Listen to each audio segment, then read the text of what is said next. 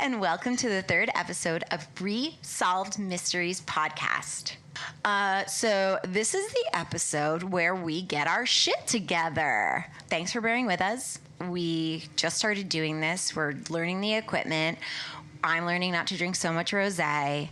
And, you know, all new podcasts have growing pains. We do realize that there are like a gazillion podcasts out there. And if you're still listening, then you're super awesome. And we promise to not disappoint you all of the time. We have a website, and it's resolvedmysteriespodcast.com. You can contact us there. And we also have a P.O. box now. Don't send us weird mail, but if you want to send mail, it's P.O. Box 14005, Portland, Oregon, 92793. And I have to say that my whole life I've wanted a P.O. box, and my dreams are coming true. So thanks, guys. Today, whenever you're listening, we're going to be talking about Susan Laferte and Doreen Picard, Louis Carlucci, the heart attacker / con Juan, Diane Brodbeck, and the treasure of Thomas J. Beele. Subscribe wherever you get your podcasts. It would be super awesome for you to subscribe. And if you like us, then leave a review and tell a friend. We're on Instagram at _solved mysteries. I already said resolvedmysteriespodcast.com. I was super excited because I just set that up this week. So we were lying the first two episodes when we said that you could contact us there because we didn't actually have that domain, but I fought and killed for it. So we're ready to go. Let's get started. The first segment of episode 3, season 1, which we're watching on Amazon Prime if you want to watch along with us, is Susan Laferte and Doreen Picard. The topic, title, segment title, like when it comes in and it's all animated, is amnesia. But I think it also could be called witness or murder or what the fuck, because this story is pretty fucking crazy. February 19th, 1982, 3:30 p.m. in Woonsocket, Rhode Island. I know. No. Woonsocket? I think, right? That's what it said. I don't remember that, but that is horrifying. I don't want to live there. No. I think. I don't know. I should have actually looked it up to see if it's a real place, but that's what the closed caption said. If you live in Woonsocket, let us know. What must have happened there? I mean, maybe to name it that. Because Woonsocket's a little scary. Yeah. All right. So Doug Henderson comes home from work to his apartment, and he goes into the hallway and sees his neighbor, Susan Laferte's 3-year-old daughter, Nicole. She's locked out of the apartment.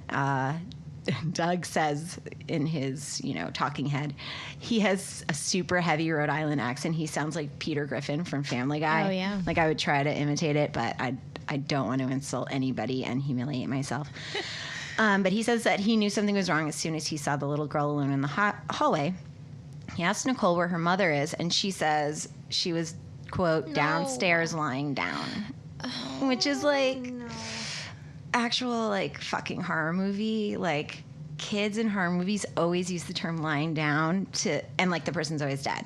Like, yes. Yes. And she's like alone in the hallway. Oh my God, like, she's 3. As fuck. She's 3. Yeah. Just as you're listening, when I was watching this, I think I said, no, the whole time. So if you need to say that while you're listening, it's fine. Yeah, it's fine because it's super upsetting.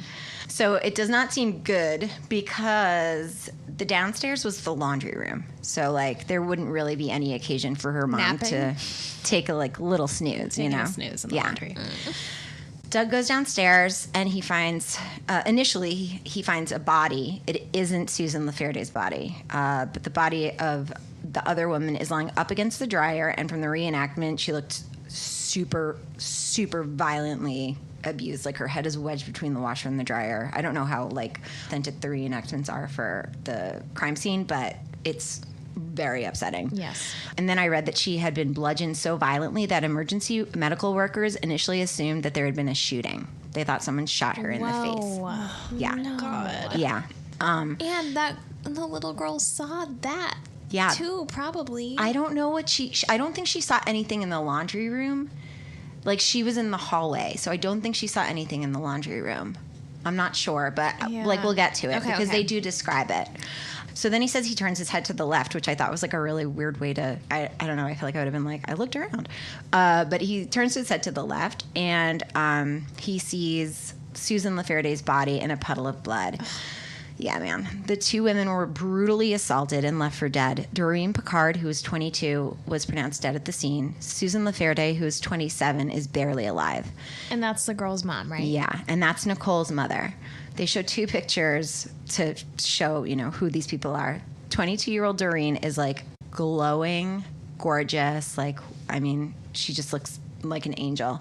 And Susan, I find this a little funny because I'm a mother, but Susan, who's only 5 years older, looks like she's 40 because like everyone over the age of 25 in 1980 looked like they were 40 fucking years old. Yep. It's like once you hit 25, like that's it. You needed a giant pair of glasses, a weird haircut, and like dowdy clothing. I thought the same thing. Isn't that crazy? Yes. And what's his name?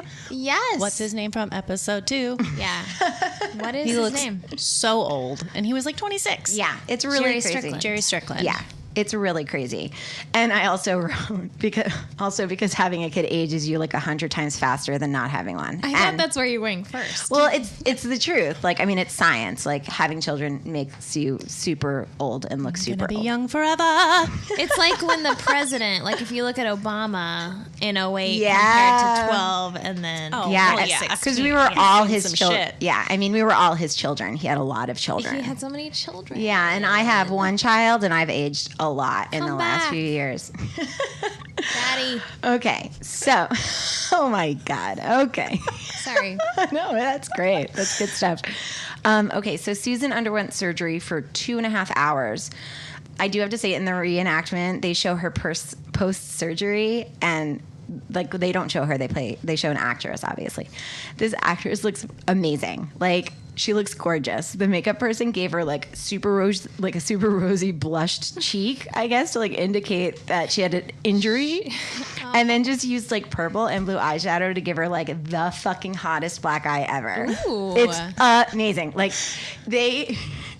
it's super funny. I mean, we know that they didn't have a lot of budget, and it's very obvious that someone just like opened up their compacts in their makeup bag From their own home. Yeah, and they were like, "Let's just." I mean, that's good. That's good. Bruises are purple, right? Oh my God, it is the sexiest like bruised face I've ever seen.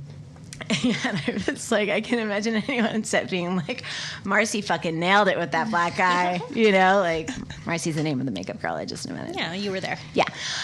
So Susan survives, but is in a deep coma, and she has 24-hour police protection because they were worried that since a witness was left, the murderer might come back. 30 days later, she comes out of a coma and has total amnesia. She can't recall anything about the assault. They interview her, and she's in shadow for her safety. She says she doesn't know anything. She doesn't know what he looked like. And 6 years later, at this point, they have no motive. Susan was a mother. Doreen was a student who rented from Laferte. And she was actually packing to move from the building on the day she was murdered. She was going to move. Oh, that's right. Yeah. I forgot about that. Fucking fuck. Timing. Fuck that. The day of the attack, Susan had lunch with her sister, Carol Rivet. And at 1:30, the two friends... Stax uses the term friends, obviously. I would not use that term. Came to the door. Carol said that she knew one of the guys, but didn't know the other. She also doesn't fucking say the name of the guy that she knew.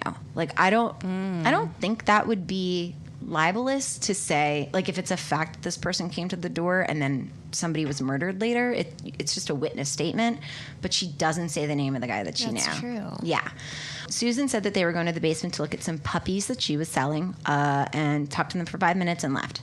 Carol left at 1:45, and that was the last time anyone saw Susan before the attack.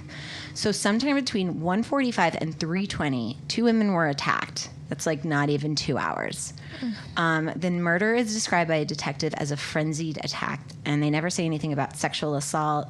And I'm guessing they would have. Yeah, I back think then. so. You think? Yeah, right. Yeah, because in the Jerry Strickland episode, I was thinking maybe they won't talk about that, but Robert Stack does say he was a rapist. Yeah. Okay. And that surprised me, so I feel like they would say something. Okay.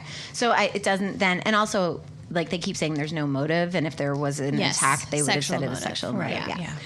Okay, so there's one witness, but it's Susan's 3-year-old daughter. No. Oh my gosh.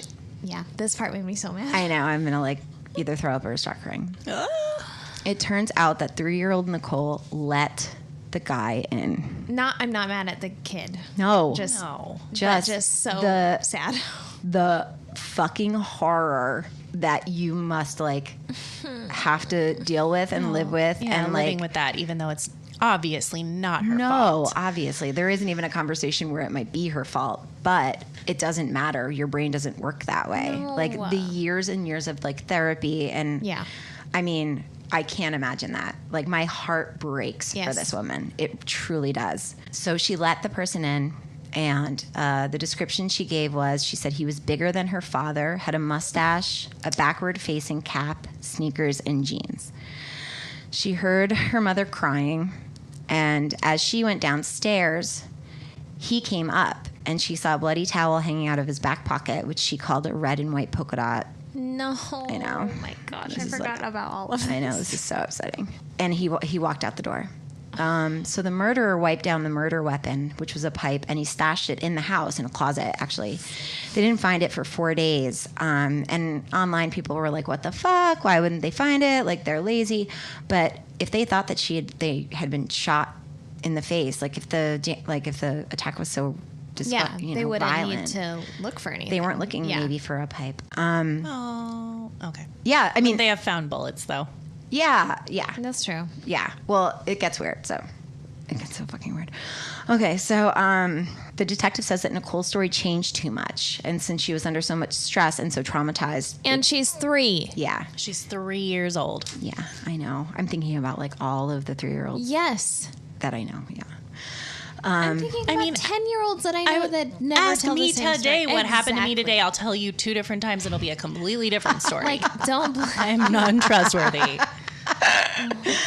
Yeah. I mean, That is the part that I thought you were getting to when I said this made me so mad, because it's like they didn't even say, well, of course it is. She's 3. yeah. But they should have said, of course it's changing. She's 3. Yeah. Well, and also her grandmother was involved, and I think that they thought that the grandmother might be influencing what she was saying for some reason. So they basically just discount everything that Nicole says.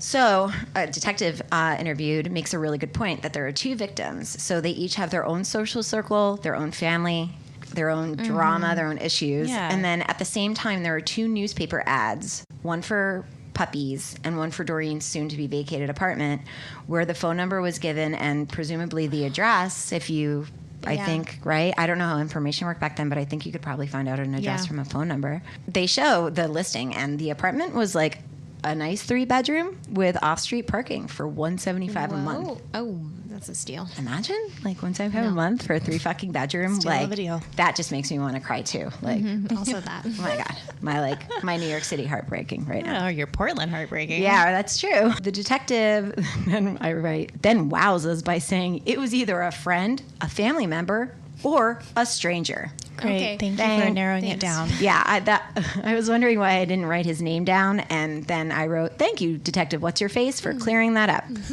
So I thought he was a dummy.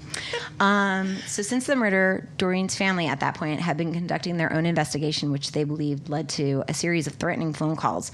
The person that called said they would burn down Doreen's dad's garage or come after his children. And then Susan then closes by saying that she's worried that he's still out there. Then the update comes on. And over a still of the man holding a pipe, the copy reads, Raymond Tempest did it and was sentenced to 85 years and has since been released.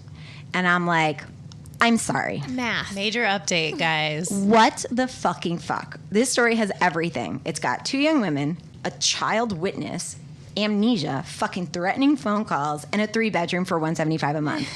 And all we get is one fucking sentence. Like, all right. So Tell us what happened, yeah, Allison. I'm gonna.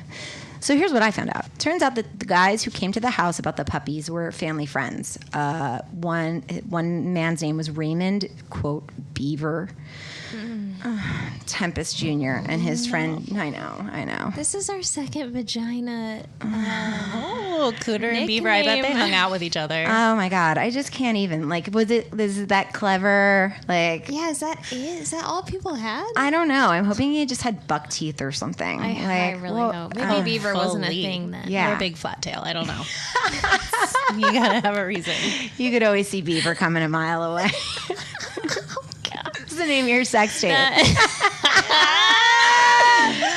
Okay. All right. Thank you, Brooklyn Nicely Nine-Nine. done. Thank you. All right. So, so when I was like, what was the friend's name? Like, Carol, you dummy, tell me the friend's name.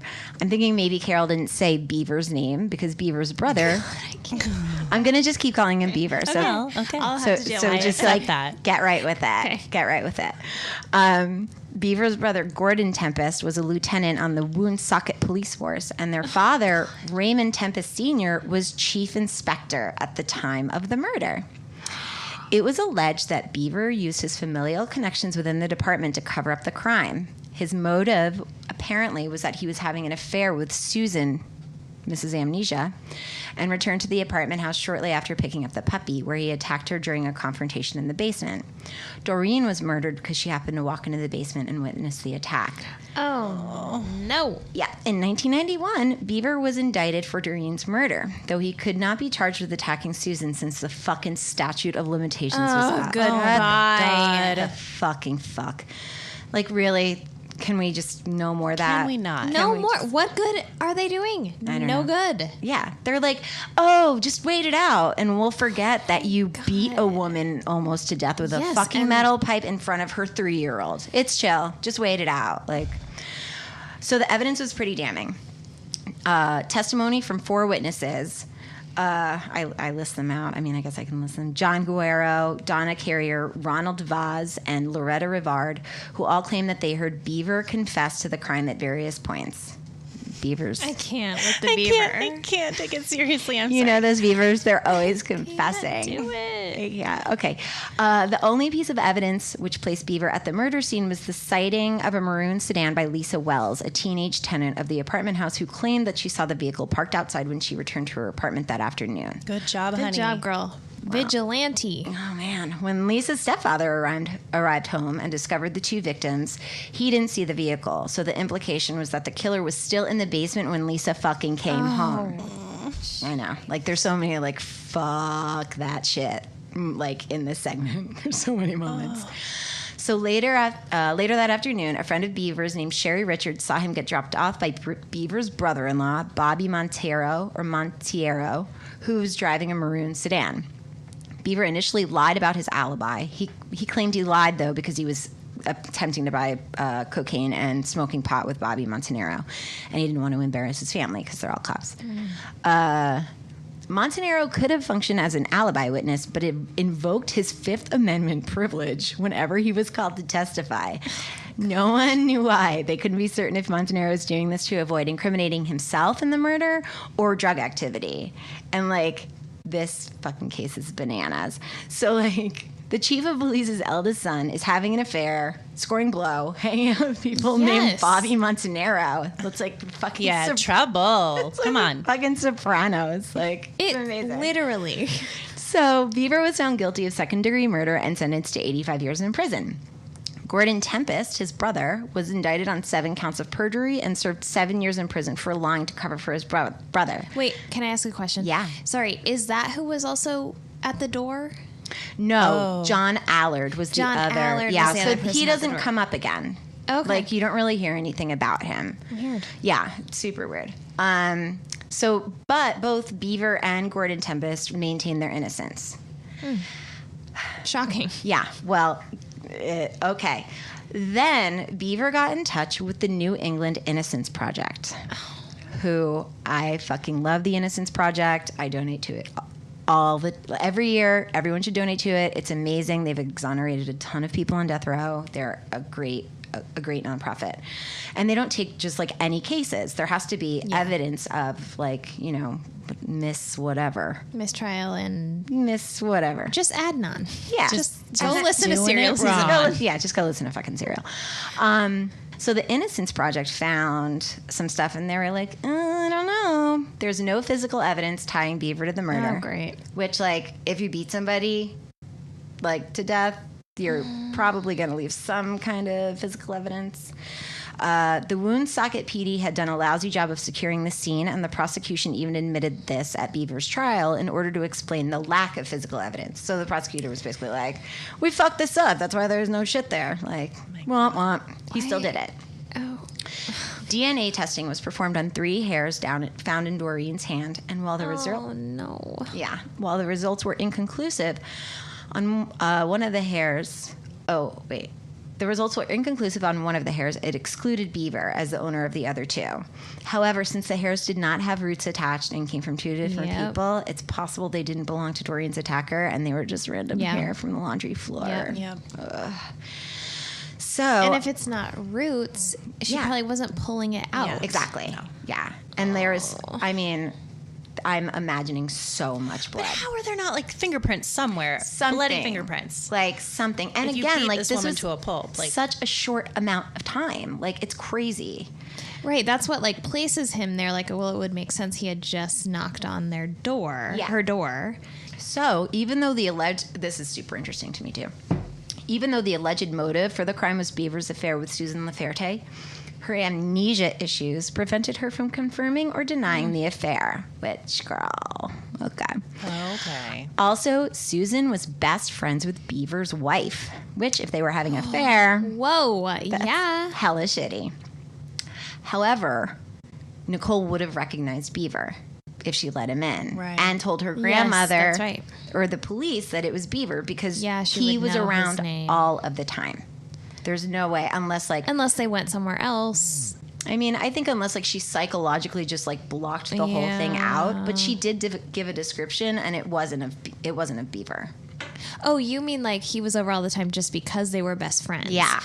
He was like a if family they were friend. having an affair. Yeah, no. He was like a family friend. So like they like same birthday parties, same kind of stuff. Like she knew who he was. Also, Susan did admit to having 2 extramarital affairs in 1981 and 82, but because of her memory loss, she could not be certain if one of the affairs was with Beaver. Okay, girl. Oh my God. All right. That's like all of my 20s. I'm like, did I? I can't remember. It's fine. And I'm sure like her loving husband was over the moon about that. Yeah. Also, the 4 witnesses who testified to overhearing Beaver confess to the crime all had various issues with drugs, alcoholism, and criminal activity. So they probably got sweet deals or, it was easy to believe the police could have pressured or coerced them into testifying. So the Innocence Project of New England was able to poke holes in some of the stories. For example, Ronald Vaz claimed that Beaver made incriminating statements while visiting Vaz's farm, but property records revealed that Vaz didn't even own the farm until like months later. So the state's star witness was initially supposed to be one of Beaver's friends, Danny Shaw, who claimed he was with Beaver when the crime took place, and that Bobby Montanaro drove them there. However, Shaw was a known alcoholic and drug user, and he had an extensive criminal record. So he kept changing and recanting his story, so he didn't testify. He's like a 3-year-old. Yeah, exactly. But they were going to put him on the stand. So I wrote, but wait, there's more. So follow me here because this is fucking crazy. All right. In 1987, Gordon Tempest was involved in busting a chop shop and arresting a criminal named Stanley Irza, I-R-Z-A, who happened to be the brother-in-law of Rodney Rembald, one of the investigators on the case. So you have that? Okay. One of the guys investigating the case had a brother with a chop shop. Okay. And Gordon Tempest, busted his brother's chop shop. Izra cut himself a deal by providing information to Rodney Rembald, his brother-in-law, which implicated Beaver Tempest in Doreen Pritchard's murder. What? Yeah.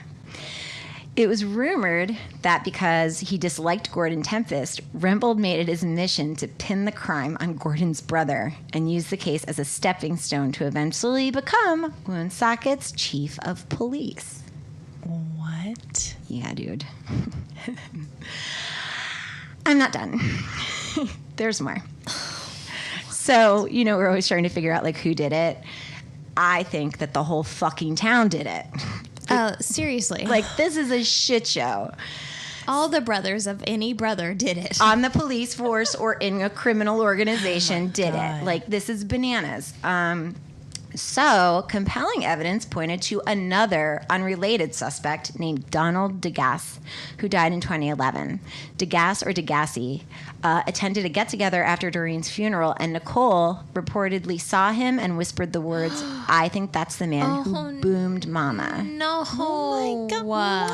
I have goosebumps, yeah. Me so too. do I. Yeah, it's so upsetting. But in contrast, like I said before, Nicole crossed paths with Beaver Tempest on numerous occasions following in the crime, and she never reacted or identified him or, she knew him. While recovering in the hospital, Susan was asked to identify her attacker and wrote out some letters from Degasse's name. And when a detective read out a list of random names and asked Susan to nod if he named her attacker, she nodded when she heard Degasse's name. However, after she made a full recovery, Susan claimed to have no memory of this questioning or naming Degasse as her attacker. And then I write, fucking Susan's killing me with this amnesia. Well, Really? Do you want to talk about how you feel about amnesia? I think amnesia is bullshit. I mean, I don't have the statistics on hand, and because I'm sober, I'm not just going to make them up.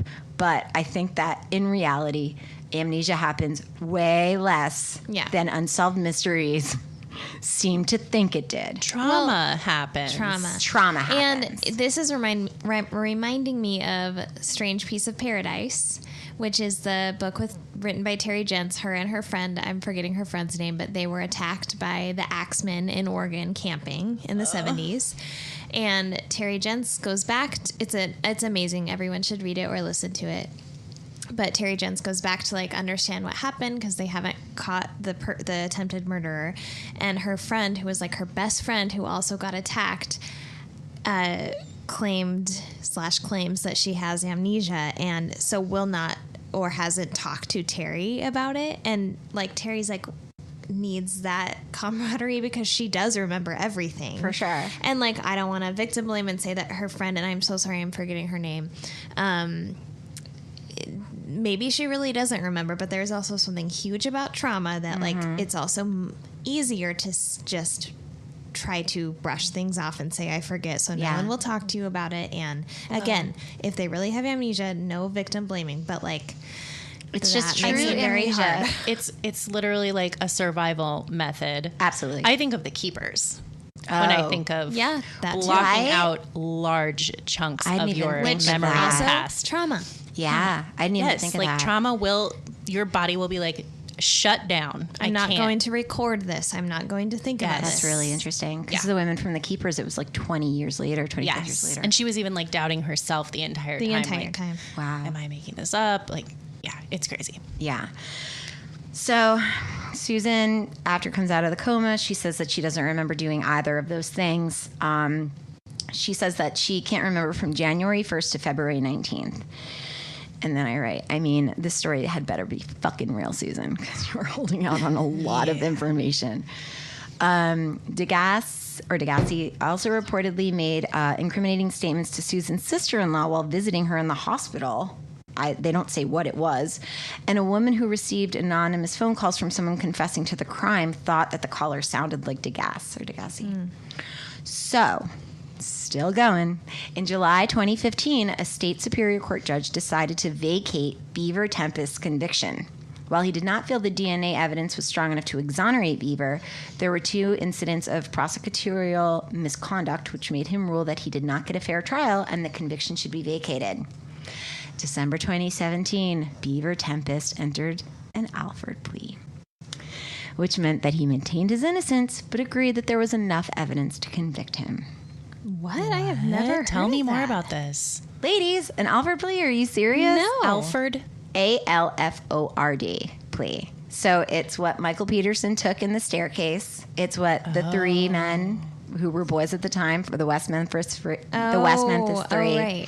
So basically, it's a way for, I think, and again, I don't know for sure, but I think it's a way for the law or the police and the lawyers and the prosecutors and stuff to say, this isn't our fault that you got convicted. Like, there was enough evidence to convict you, but maybe you didn't do it, kind of thing. Now, I don't think it's the same for everybody, because this implies that he maintained his innocence. But I know that in Michael Peterson's case, he had to admit guilt. And I think also in the case of the West Memphis 3, they had to admit guilt also. Yeah, that's why I didn't put it together with that. I guess I don't know the ins and outs of it, but So what happened to him?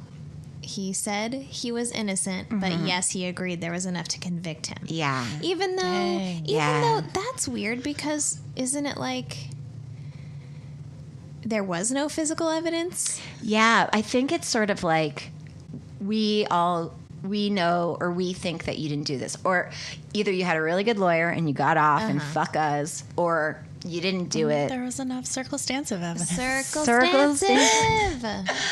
Oh my God. I'm going to put that on a t-shirt. Yeah, so I don't know. I always thought the Alford plea, and I think it's Alfred or Alford, was that you had to admit guilt, but you got to get out of jail, and that's why people took it. Like, I know... Yeah, that makes sense. Yeah, like, I know that one of the 3 of the West Memphis 3, Jason, is still upset that he had to say that he did it. And the other 2 kind of are like, whatever, let's just get the fuck out of here. Yeah. And in the documentary... God, what's it called? Shit. It's on HBO. It's amazing. But it's a West Memphis 3 documentary, and it's the 3rd part of a 3-part documentary. Jason is, like, they're interviewing Jason, and he's saying, I don't want to take this. Like, is it Paradise Lost? Yes, Paradise Lost. Thank you.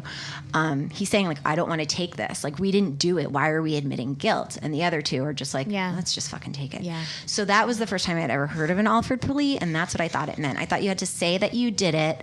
Yeah. And that you got to leave jail. And that you basically also couldn't sue. Like, you can't sue if you said that you did it. That's what I thought it was. But now this Tempest issue is he said that he didn't do innocence, it. Yeah. So I really don't know.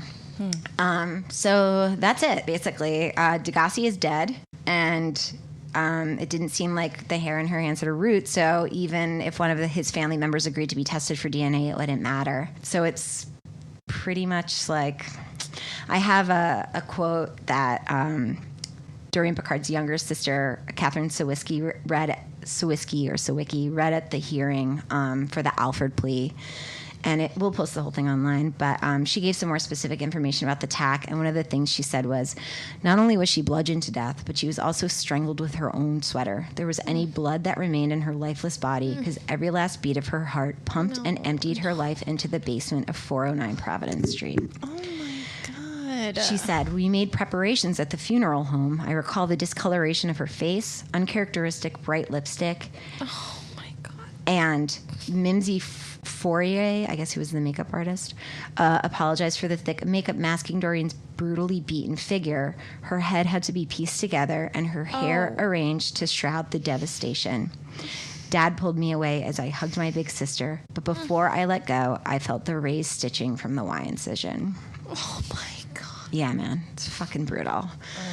So, although it seems like the sister and the family are convinced that Susan was the target, and Doreen tried to either save her or was wrong time, wrong place, there are some commenters who believe the opposite. Some commenters, and this is all obviously just the internet now talking, Doreen was bludgeoned more violently. She was also strangled with her sweater, which can be considered overkill. And there was a boyfriend in the picture, but it never seemed like he was a suspect, and he isn't really talked about anywhere.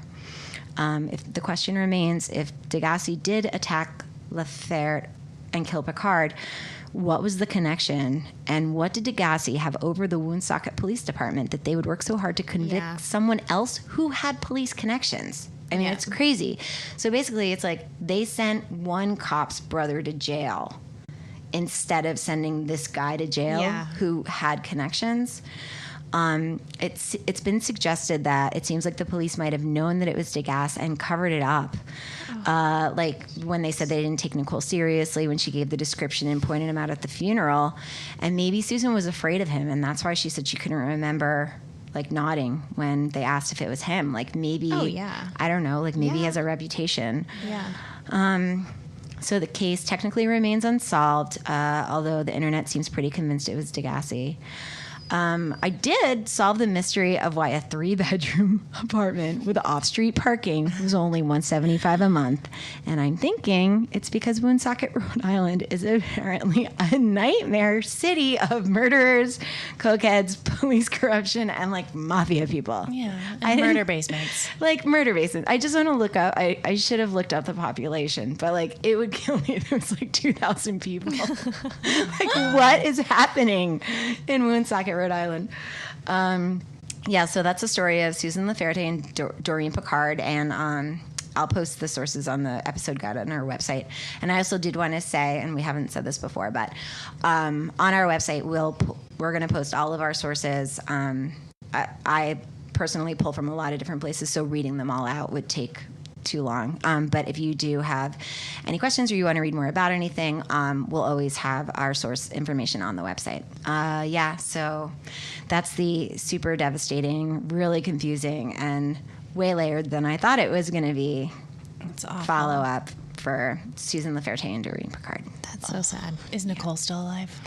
I don't know. I think I didn't look for her actively, but I think if she is, she changed her. I know that she got married and changed her name. Okay. But they didn't say what she changed her name to.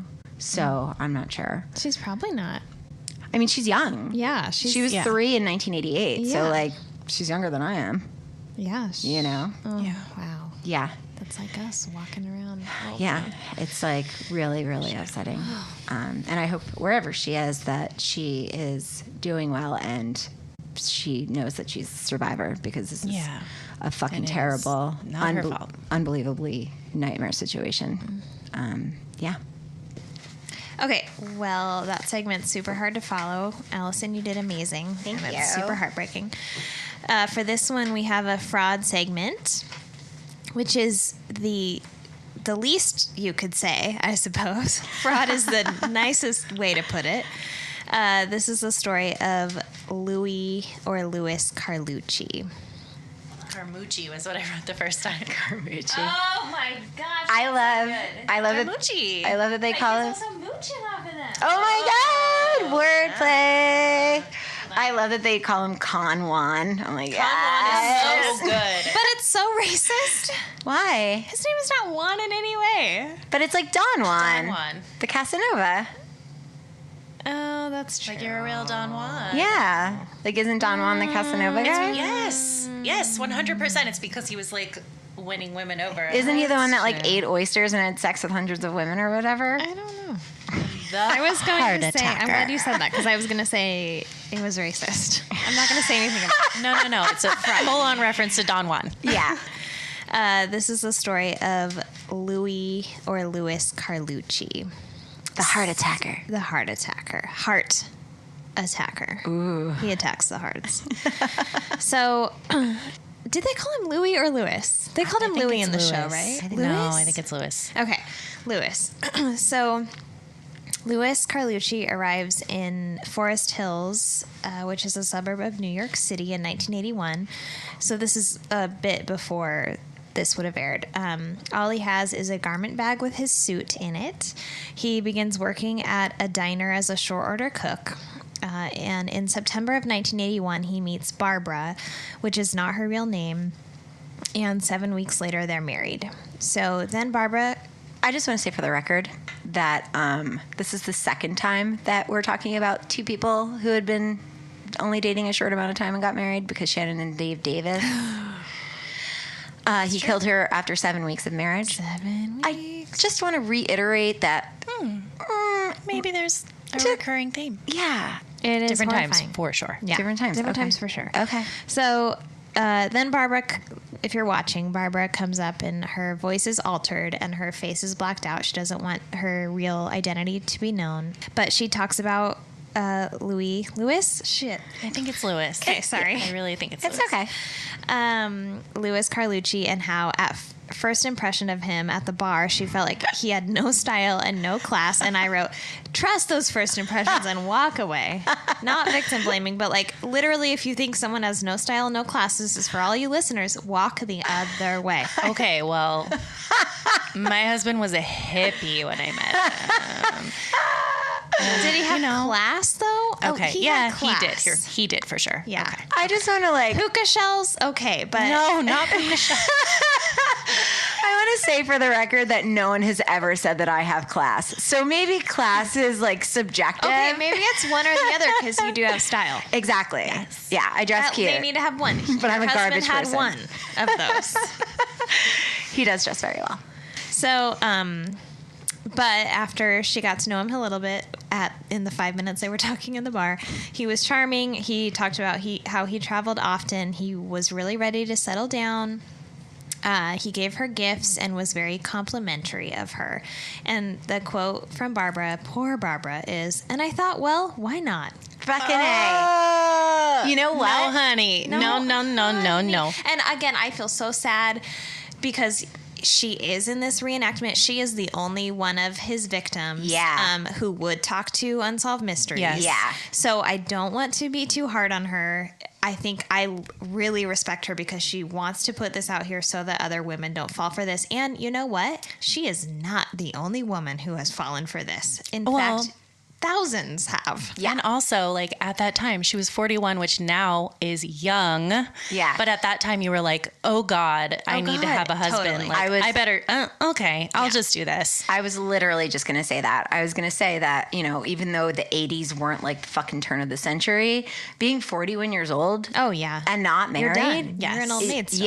Yeah. I mean. She's like, he's nice enough. Yeah. Okay, so as soon as they get married, it says basically literally as papers were signed, Carlucci became very possessive of Barbara, controlling, and he got upset at her even for talking to people at their own wedding. So they moved into an unfurnished apartment in New York and lived out of their suitcases. Carlucci paid for everything with her credit cards and then started taking out of her savings to pay those credit cards, but also just taking from her savings. He had bad mood swings. He was abusive, obviously. At restaurants, he would not even let her order for herself in case she were to signal someone else of her captivity. So she is basically being held captive. It says like all of her friendships fell away. And this also made me think too, like she had no way to tell anyone.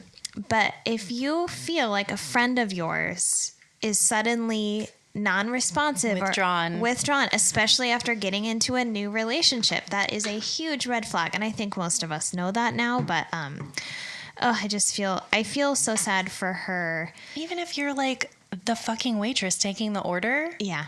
Yeah. In the reenactment, it's obviously it's a reenactment, but it's very clear. And I bet it was like this. Like she almost starts to pipe up and then he basically puts his hand near her and speaks for her. And then the waitress asks her, Barbara, a specific question and he still won't let her talk. Yeah.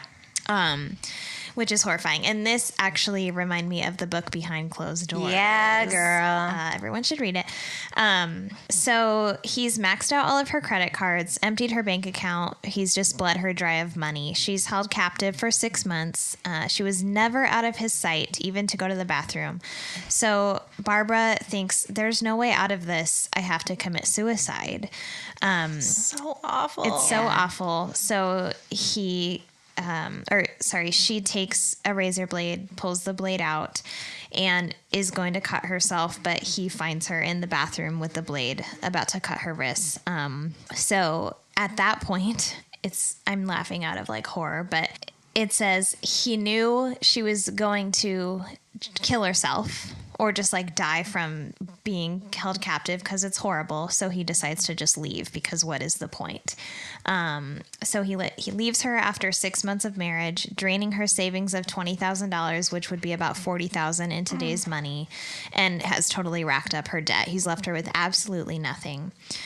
So it takes some of Barbara's friends some time to convince her to go to the police, which is common in female victims who have been brainwashed for 6 months. And of course, I have to say, so she goes to the police, and Detective Ken Kleinlein of the NYPD, he is no shame or no shade to police officers, but he's one of the first police officers in this series that we've seen that I really, really liked, at least in my segments. He was super sweet. You could tell he had a lot of sympathy for Barbara as a victim, and really wanted to find Carlucci. So according to Detective Kleinlein and the New York police, Carlucci is believed or was believed to have fleeced. I didn't know that was a term. His wife, yeah. Fleeced. Yeah. I didn't know that. His wives of at least $1 million. Oh, wait, by the way, he's been married 9 times. 9 wives. I have in my notes that he has 30 children. He has at least 30 children. Suspected of 9 wives and 30 children. Yeah. This is before DNA, too. Exactly. Not before DNA. I get into more kid stuff soon. Okay. So, sorry. No, you're fine. So, he's wanted at the time that this airs. They can trace him back to several states. They know he moves around a lot. They assume as soon as he left Barbara, he went to another state and found another woman, because that's just how he makes his living. When this airs, he was wanted for bigamy, grand larceny, and fraud. And I had to look up what bigamy was. What? I know. I didn't know. It's where you get married to someone else while you're already married to another person. Big Love is called Big Love. It made sense as soon as I read it. Okay, I just needed that's fine. I was like, of course. All right, so he's wanted for that. So he had 9 wives, but but some of them were at the same time. Who knows if he had more, all of that. So after the first airing of this episode in May of 1988, viewers called in and reported Carlucci living and working in Nashville, Tennessee, and he was going by the name of Louis Sarah. He reportedly lived 1 block from the police station. So he was arrested and extradited back to New York, but then let out on a $1,000 bond. $1,000. $1,000, which would have been about $2,000 in this time, which is still not enough money. Because you're stealing all of the money from the women that you're fleecing. It's insane. So a quote from him. Oh, God. Yeah, in New York, before he's let out on bond, he says, I saw the show. Wait. Okay, I'm not going to do an accent. That's not right. Do it, girl. I literally can't. Okay. I saw the show last week, but it never dawned on me that they'd run a show about me. I'm glad it's over. It's no fun being on the run. I'm not saying I'm an angel, but I'm not a murderer either. Oh my God, I sort of love that quote, and I can hear it in a really thick New York accent, and I love it even more. Why you should have done this. No. Oh my God, no. But you know what he does? And then he runs. Then he leaves. So he's like, it's no fun being on the run. And then shocking. he runs. So he promptly disappeared while awaiting trial. Then Unsolved Mysteries did a second broadcast of the episode, and viewers called in and reported him living in Los Angeles. Of course. Yes. Love those viewers. Yeah, and we need to keep a count as we're going through the episodes of how many Unsolved Mysteries had people call in for. I know it's at least one of mine, Jerry Strickland and Missy Monday. Oh, I think almost... I would say at least 50% of each episode that we've done, right? It seems like it. We need to keep an official count. Okay, we will. But this one counts as 2. So people call that he's living in LA. He's arrested and served 4 years in prison and was then released under supervised custody. So that's the update from Unsolved Mysteries. What does supervised custody mean? I don't know. It's like when you have, house arrest. Okay. He's since passed away. There's not a lot of information, but I did find some stuff from the good old message boards. Yeah. There's a ton about children of his and children posting about him and saying, I'm looking for other kids of his. Oh my God. The 30. Yeah. And more, because a couple of the children, obviously, who are now adults, were his from the 70s, that it wasn't actually... They were not children of a scam. They were just like, he had also just slept with a bunch of women. Oh, fuck. That's what that's what their moms have told them that they said on the message boards. Okay. So, and then like one, I couldn't tell it what gender, but someone posted I'm not one of his kids, but my family was conned by him, and has caused my family tons of trauma. They didn't really go into it, but this was in 2006, this message board I was looking at. So this was like also before, this is still 2006, a long time ago. So they were like trying to find any information they could. I just wanted to read like one quote. It's kind of long, so we can cut some of it out, but, it's from sitcomsonline.com. That's where one of these, I found some stuff on that too. Yes. Yes. That is where the people have that's where they were posting in 2009 and like crazy. Around that time. Yeah. That's where everybody was like, let's talk about that. And there was like a fight. Yeah, because that'd be before Reddit probably. I don't know. It was like this is 2014, so Reddit would have been there. But yeah. It's just like this thread started in 2006. Because if you know somebody on Unsolved Mysteries or like you have like affiliation with that, what are you going to do? You're going to Google TV shows and what comes up, sitcoms.com. Yeah. So like if you see that there's like people posting, that's where you're going to go. And the thread like starts with the episode, like so you can go right to that episode. Exactly. So this is from, the username is God Knows the Truth. There's a lot of like, when you read them, you're like, is this really one of his kids? It's a weird thing that happens on the message boards where you'll see fights between one person's like, I want information, I'm one of his kids. But then another one of his, who you assume is his actual children, calling that person out and saying, you're not actually. So it's weird because they're fighting about his what do you call that when someone's your father? Paternity. And yet they all think he's a scumbag. It's horrible. It's so crazy. Oh my God. So this person, I'll just read to you what he said. So he says, sorry, before I start, a lot of the dates in here that he gives are either I could not find that Carlucci was in jail at this time, or it didn't quite match up with what I had found, but to be honest, there wasn't a ton that I could find. So this is just, take it with a grain of salt. I don't know. I thought it was interesting, and who knows if it's even real or if he even is a biological child of his. But here it goes. It says, I am a biological son of his, and even though I only met the man 2 to 3 times in my life, I can understand all the pain and anguish and suffering he has caused so many people. I truly do not know the amount of people he hurt or the things he did because, like everyone else, I only heard from the news and family members what he has done. Due to the fact that I personally never heard from anybody about the things done to them, I cannot deny their pain. I don't know. Okay.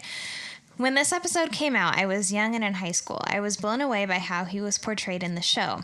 If he was that much of an animal and did all those things and had all those kids, I pray for the suffering of those people involved. I know he was a sick man based on what I have heard through my family and stories I was told that I know are factual. In 2002, I spoke to the correctional facility in Minnesota where he was locked up. So 2002 is past when I found him to be in jail. So I'm not sure, but... So in 2002, I spoke to the correctional facility in Minnesota where he was locked up to let them know his mother, my grandmother, was on her deathbed. When I spoke to them, I found out he was being released days later and that he was very sick. He was told to contact his mother, and in Lewis fashion, he never did, and she died without speaking to him. I later got correspondence that he lost his leg due to diabetes, and in 2005, he passed away. From what I found out, he was laid to rest in Florida, and that anyone who could prove next of kin would be able to find out where his body was. Just like everybody else, being a child of his was an embarrassment. It shames me to know that I came from a monster like him. Oh, so sad. Oh my God. And there's like, probably over 30 of these kid adults who feel this way. And again, I apologize and sympathize with all the individuals and families he's destroyed. One of the biggest things for me was to make sure I never turned out like him. The hurt he caused me was something I will never forget, but if you can't move past it, you will never find peace in the world. The last time I saw him was 1986. He was in Queens House of Detention in New York. At the time, I was 18 and full of anger. So that 1986 date, that matches up with when he would have been in jail for the 1981 Barbara case. That rings true. Yeah. So I really could not find information of why he would have been in jail in 2000. In Minnesota. That was. Yeah. It doesn't surprise me, but I just couldn't find it. I spoke with him and expressed my anger to him and how he destroyed the Carlucci name. After speaking to him, I got a glimpse of his mental instability. I got to do something that I'm sure most would want to do, confront their demon.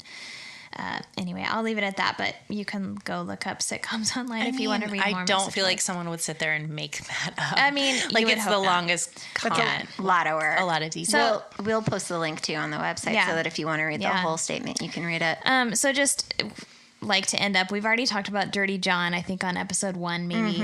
And I tried to look up websites from that where women can go and check, because some of them had posted John Meehan on websites saying he's dangerous. I know there are websites for that. I could not find them, but obviously in 1981 there were none. There was no internet.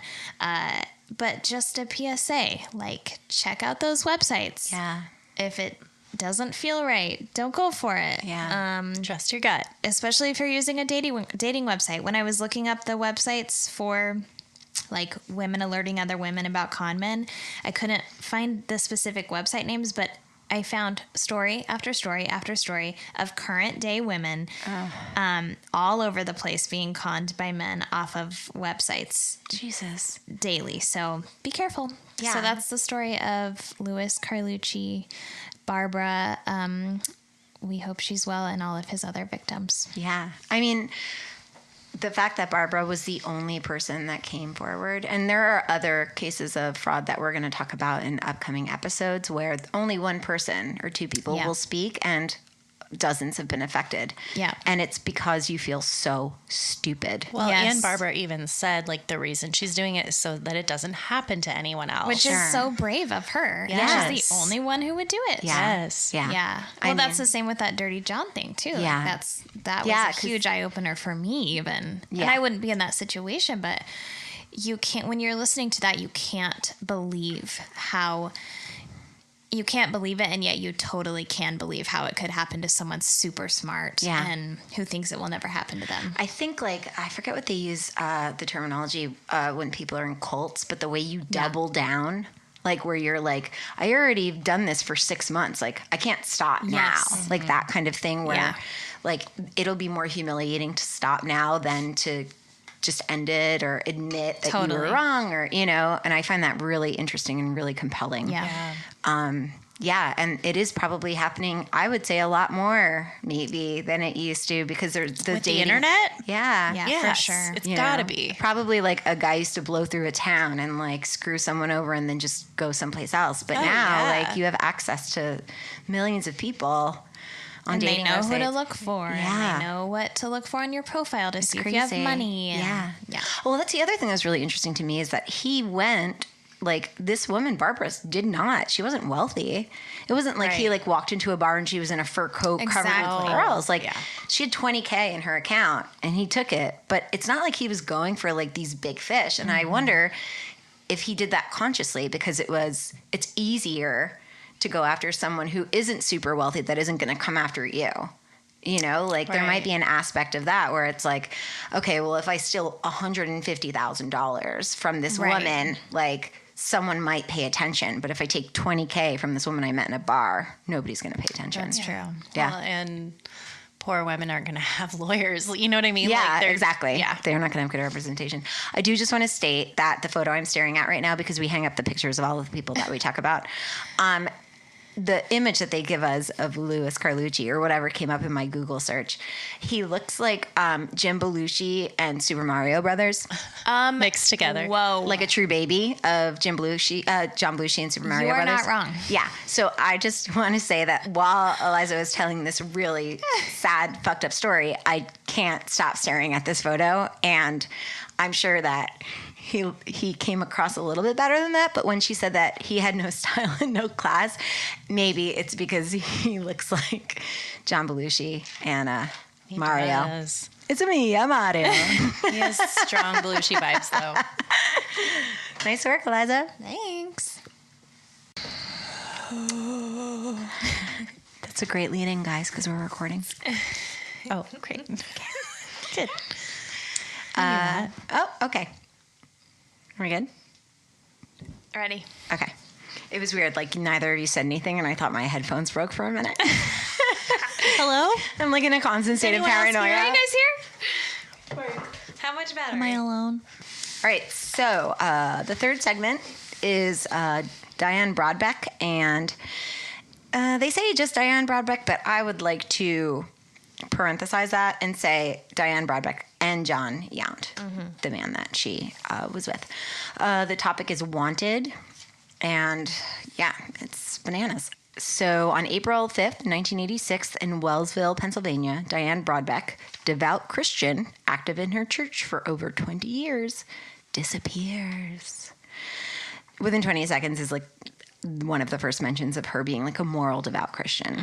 But I think they mean like a Trump Christian, not like a Christian, you know, like a selective Christian. So same day she goes missing, Jon Yount, a long-term inmate at a nearby prison, escapes as well. Robert Stack tells us that at the exact time he escaped, Diane was seen half a mile from the prison, driving on the same road where Yount vanished. He didn't vanish. Like, she fucking picked him up. Like, it wasn't a mystery the first time I watched it. I think I had it figured out right away, but whatever. So CI Trooper Will Madden says that he thinks she's alive and that she's with Jon, obviously. They've been missing for 2 years at this point, and authorities believe that Diane helped Jon escape. But her family is mystified as to why this respectable and happily married Christian woman would take off with a murderer. I think this is a more innocent time before literally like nothing surprised any of us, you know? Totally. Like we just like, I mean, immediately out of the gate, I'm sure when you guys watched this, you were like, yes, she fucking went with him. Yeah. The end. Like, you know, she wasn't carjacked on a empty highway in the middle of the day. So, well, you might get to this, but do you get to like what her husband says? Yeah. Oh, yeah, Chester. Yeah. Chester. Yeah. Just like so much denial. Yeah. Or just like so much like, what is that? Like where you're just like, whatever. Like, it starts with an R. Anyway. Yeah. Like resigning. He's so much like resignation. Yes. You know, like I feel like there's so much resignation in his interviews where you're just like, oh, honey. So then they cut, you know, to the family testimonials to back up the theory that she would never take off. Nadine Warner, Diane's mother, begins her testimonial with one of my favorite lines ever from Unsolved Mysteries. I know my daughter. You don't know your daughter. No. You don't. Don't say you know your daughter, because your daughter's probably a worse person than you could possibly imagine. As a daughter and a mother, you don't know your daughter. This is like such a reoccurring theme where you're like, oh my God, I'm dying inside for you, because you're going to be so disappointed when the truth comes out. Exactly. Like just accept you don't know your daughter and you don't need to know everything about her. Yeah. Unless it puts them in danger. Yeah.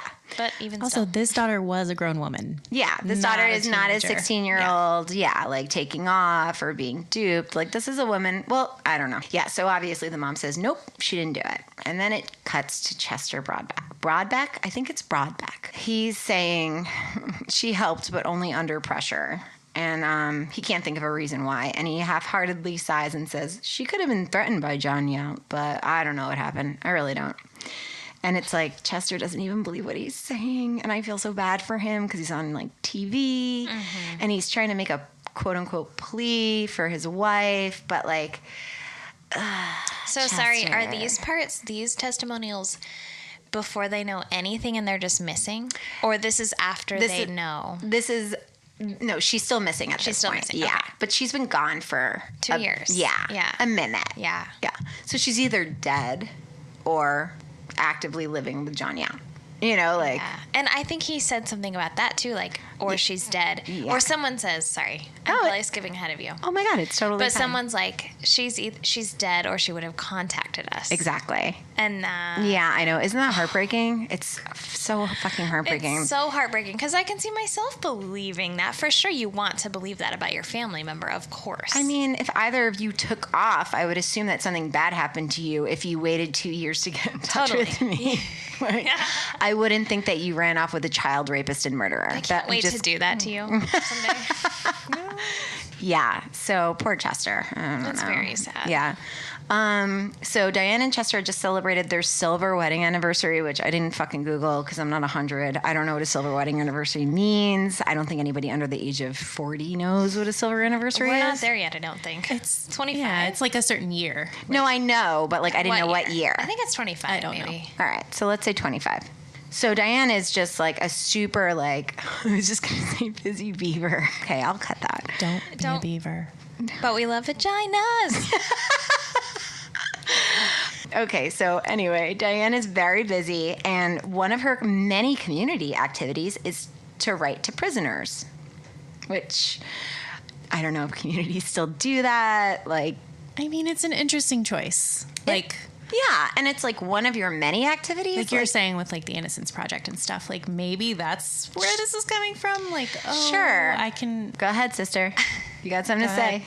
As a human raised as a Christian, no longer a Christian, I can totally see a quote-unquote Christian woman thinking, I'm going to write to these men because I need to save them. Girl, that's all I needed to hear. Okay. Evangelicals are like, this is my lot in life to save as many people as I can. Yeah. Well, you know what? Writing a letter is a pretty easy way to do that. That's true. It's a lot easier than going to talk to real people. Yeah, and you can feel good about yourself. Helping people in person. I could see that. Okay. But yeah, because I was wondering if this was like something that I missed. Whatever.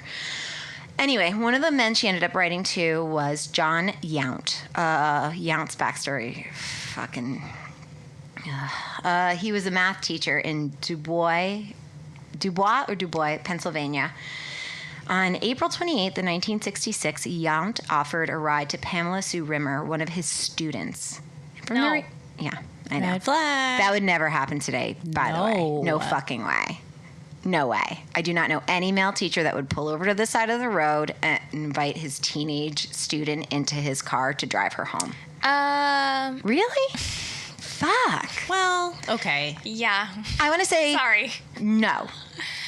No one do that. I'm I don't going to like say it. you would hope it wouldn't happen, but it 1,000% still happens. Jesus fucking Christ. I got you. I'm going to say nothing. So from the reenactment, it seems like Pamela Sue really doesn't want to ride from Yount. So I'm going through the reenactment, and then I'm going to give the update, obviously. Yeah. So this is just from my perspective while I'm watching it. And I wrote, like, maybe he has a reputation for being creepy, but he insists. He literally says, I insist, and she gets in. Because that's what fucking teenage girls do. Like, with a man in position of power. Like, they relent. And, like, back then, and I'm sure today as well, teenage me, I would have gotten in the... 100%. Probably still me right now, even with all the knowledge that I have of why you should not do that. Right? Especially if it's someone that you know. Exactly. Even if they creeped you out, like even if you were at work and you were like, I don't like this fucking person, you would get in the car. Yeah. I mean, I think you have to be open to the possibility that you might do that because we are taught to just suppress any of those instinctual feelings. Sure. Well, and it's like, don't make a scene. Don't cause a disturbance. I totally understand that, and obviously I'm not victim blaming. There's like a whole fucking thing that you're supposed to say before I say what I'm going to say. But knowing what you know and being the age you are now. Yeah. I'm not talking about being a teenager.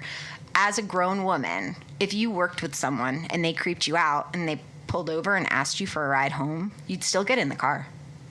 Is that what you're saying? I'm not sure. I'm not challenging you. I know it's hard. I find it I find it really compelling and interesting that you're both sort of hesitant because I would not. Yeah, I know because what's interesting too is I can see my brain going a million miles an hour and thinking, well, this person would never do anything to me because they would so easily be traced, like because they work with me, whatever. Yeah, but. That doesn't matter to someone who wants to hurt you. No, that doesn't matter to the person that is like that wants to murder you. That's super interesting. I don't. But I can just see myself talking myself down. Of like, totally. Don't be ridiculous. Don't overreact. You're being crazy. Mm-hmm. Yeah. Don't get hysterical. I think that's a very good point. I think it's something we all need to be aware of. And I think it's very interesting that you brought that up because I just assumed that you guys would be like, fuck no, I'd never get in that car. I'd love to believe that about myself, but I don't. That's awesome. If that's true. Well, don't get in the car. Teenagers are generally disregarded because they're hormonal, they're young, they're crazy, they're this, they're that. But they're human beings. And like we don't have ownership over teenagers just because they aren't 18. And if you're a teenager and anyone ever makes you feel fucking uncomfortable, get the fuck away from them. Yeah. Like, get out of the situation. You don't have to be rude about it. You don't have to just get the fuck away from them and go find somebody and be like, I don't want this person around me anymore. And I fucking hope that we are currently in a position now where someone's going to listen. Because I know that when I was a kid and I was a teenager, nobody fucking listened to me. Like, it was always your fault, and it was never the fault of the adult. And you were being irrational. Yep. Yeah, or you're just misbehaving and you're not respecting the person that's older than you. Just Jesus fucking Christ. I hope so. You have ownership over your body. It doesn't matter that you're not 18 and you don't get to be an adult. Like, go. And, go. Yeah, because it gets bananas. So, Pamela Sue, she gets into Yount's car, and later that afternoon, her body is found. She's been I was like, she's ready. I was like, ready for this because this is the type of person Diane Brodbeck left her family for. She had been beaten with a wrench, raped, and her throat had been cut. Oh, my gosh.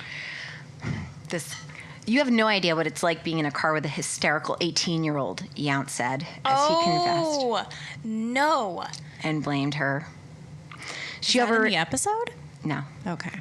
She overreacted, and he panicked. Okay, that's everything we're talking about. Oh, my gosh. Yeah. So he was convicted of first-degree murder and sentenced to life. And that would be the end. But it's not. Because 16 years later, Yount and Brodbeck started writing to each other. And I wrote in parentheses, play super gross voice of Yount's letters here. Hi, my precious lady. I wanted you to be close to me so much today. I hope my enjoyment adoration of you is an incentive to be the best you can. You are a classy lady. I miss you and love you. John. Hi, my precious lady. Oh, honey. Oh, I want you to be close to me so much today. Also, I wrote, obviously not an English teacher with a sentence structure. I hope my enjoyment and adoration of you is an incentive to be the best you can. Like, what the fuck does that even mean? It's like not a sentence. I feel like that's how politicians talk. They're like, I hope you're good people and brave because 9/11. Like, it just doesn't make any fucking sense. I'm horrified. Yeah. And then he writes, oh, shit, this is funny. I just realized this. My favorite line I wrote is, you are a classy lady. I wrote, this is, oh no, I'm cracking myself up and everybody hates that. Yeah. But I was like, this isn't even romantic. It's awkward. I was going to be like, if anyone ever said to me that I was a classy lady, but then I realized, I don't know. Oh my gosh. Whoa. I don't have to worry. This is all coming full circle. I know, it's crazy. Yeah. So anyway, he signs it like love always, John. Well, Diane was into it. Mm-hmm. So Faye Snyder, Diane's sister, pops up and says that Diane met John through another friend who had been visiting with him. So Diane was writing to multiple prisoners, and she was corresponding with prisoners in other states. Faye says that Diane was just always thinking of other people. Well, I mean, not always, because she definitely wasn't thinking of her husband or her 2 daughters. Oh, no. Or her mom or Faye when she fucking latered out took off with this guy. Ugh. And then, without a hint of sarcasm, she says she really was a people person. Oh my gosh. Fuck yeah, she was a people person. Yeah, she was. Okay.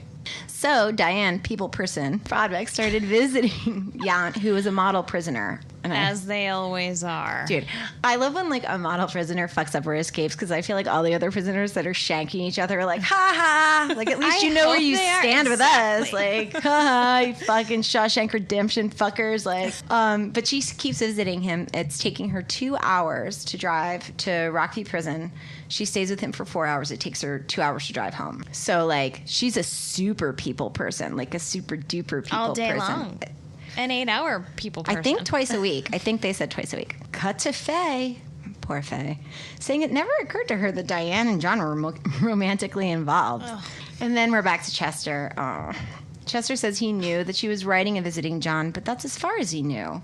Really, everyone in this family and friend circle just, like, is not asking questions. Like, no one is asking a question. Okay, here's another argument for that. They just assume she is helping him, Yeah. like saving him. So there should be no reason to ask her any questions. Right. Like, why would you ever assume she was romantically involved with him? In that circle, we mean. Like, they would never assume that. I come from a different circle. You do, honey bun. And where I come from, if you're driving 2 hours and spending 4 hours and driving 2 hours home, it's because you're fucking in love with someone. Uh-huh. Yeah, that's a lot of Bible study. So on April 5th, again, 1986, Jon Yount, who got to work outside because he was a model prisoner. He didn't get to work outside, right outside the fence, because in the reenactment, the guard drops him off in the middle of a field to cut hay. Also, I was like, what do you need hay for at a prison? Probably criminal horses. You know? Yeah, those bad criminal horses. They gotta eat something. Would they stop kicking people? Yeah, I mean, they're bad horses. I'll go to prison if I can have a fucking horse. All right. Therapy horses? Therapy horses. Yeah. Welcome to Portland. Everyone has a therapy horse. So then Robert Stack is like, and that's the last time he was ever seen. And I'm like, I don't think so. I feel like Diane saw a lot of him after that. A lot of him. So there's this prison guard, and he is right out of the Andy Griffith Show, which is such an old show. Oh my gosh. If you have to explain the Andy Griffith Show to anyone. Carlin, you're an amazing whistler. Oh, thank you. Mine is just breathy. The prison guard seems like he's right out of your favorite show. And he tells us that he was headed to the bowling alley around the time of the escape, and he saw Diane drive by. And that was the last time Diane was ever seen, says Mr. Robert Stack. But there is so much shade in his voice. It's amazing. Because he's like, fuck you guys. We all know what happened here. Come on. I'm Robert Stack. I'm smart. Get it. Hurry up. Come on. So we come back to Chester, and detectives show up at Chester's door asking him about his wife. And Chester says that as far as he's concerned, they were totally wrong because she was on her way to Williamsburg, Virginia. And I was like, Colonial Williamsburg. Yeah. Never been. It's great. Okay. Cut that. Start over. You love it. Oh my God, I went there in 6th grade, and they Did you wear a bonnet? Of course, I'm from the East Coast and went to school. Everybody goes to Colonial Williamsburg. All right. Anyway. Don't cut that. It's great. Okay. Shout out. Oregon Trail. I want to go. Oregon Trail. That's all we had. Kill that oxen. We're let's go to Oregon City. The Donner Party. So poor Chester thinks that his wife is in Williamsburg, Virginia. And he believed that until Monday or Tuesday when she didn't return. And I love how Chester's like, I'm so fucking laid back. I don't know what day it was that my wife took off with a murdering rapist. Whatevs. But right before it cuts off Chester, there's this hella tiny, tiny moment where he takes a deep breath and it sounds like he's shuddering. And I don't know if he was about to say that he thought this was bullshit or start to cry. So yeah, it's it's a nanosecond before they cut it, and you're like, ah, fucking Chester.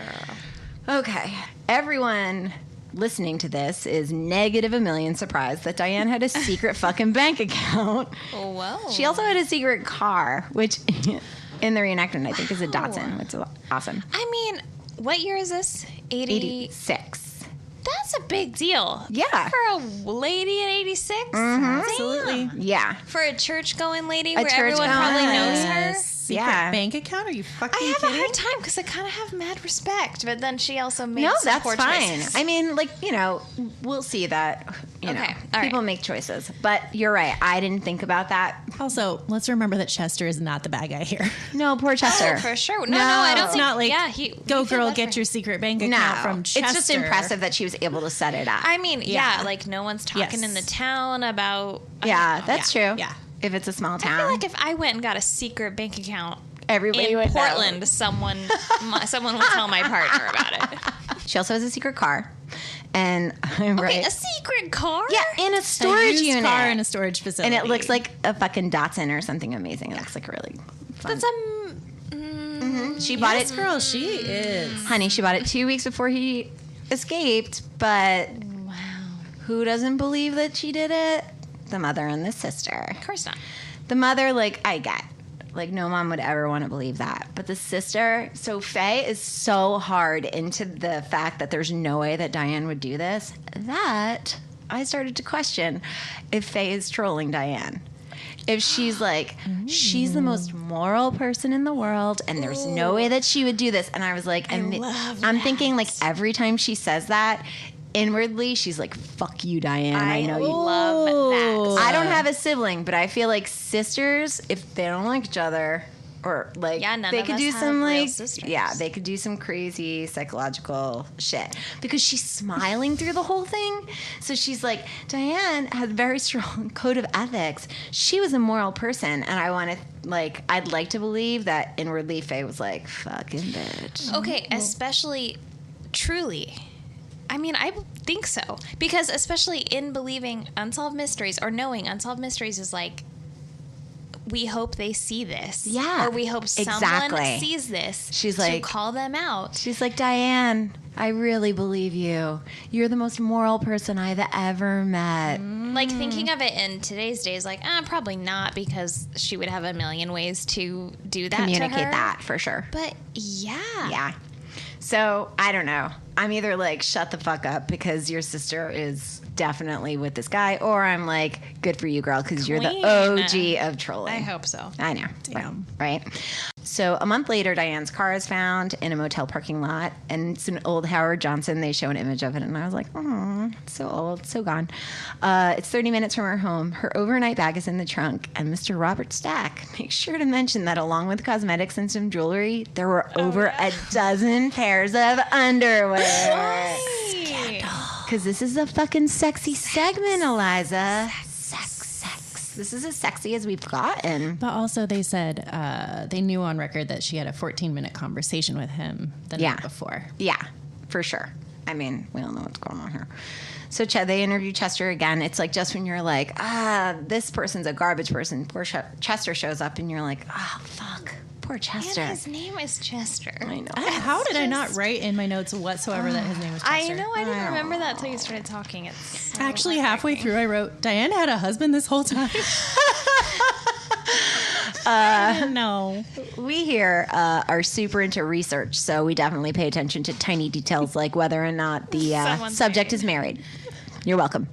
But he says this like super sad sentence. I didn't write the quote, but basically he says that for sure he does not like it that his wife has run off with another man.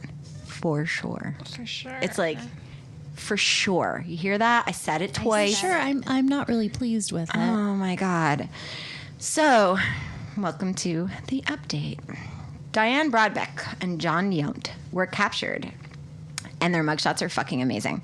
So he looks totally different. Like, he looks like, I wrote, he looks like a math teacher I had in 7th grade. What up, Mr. Clark?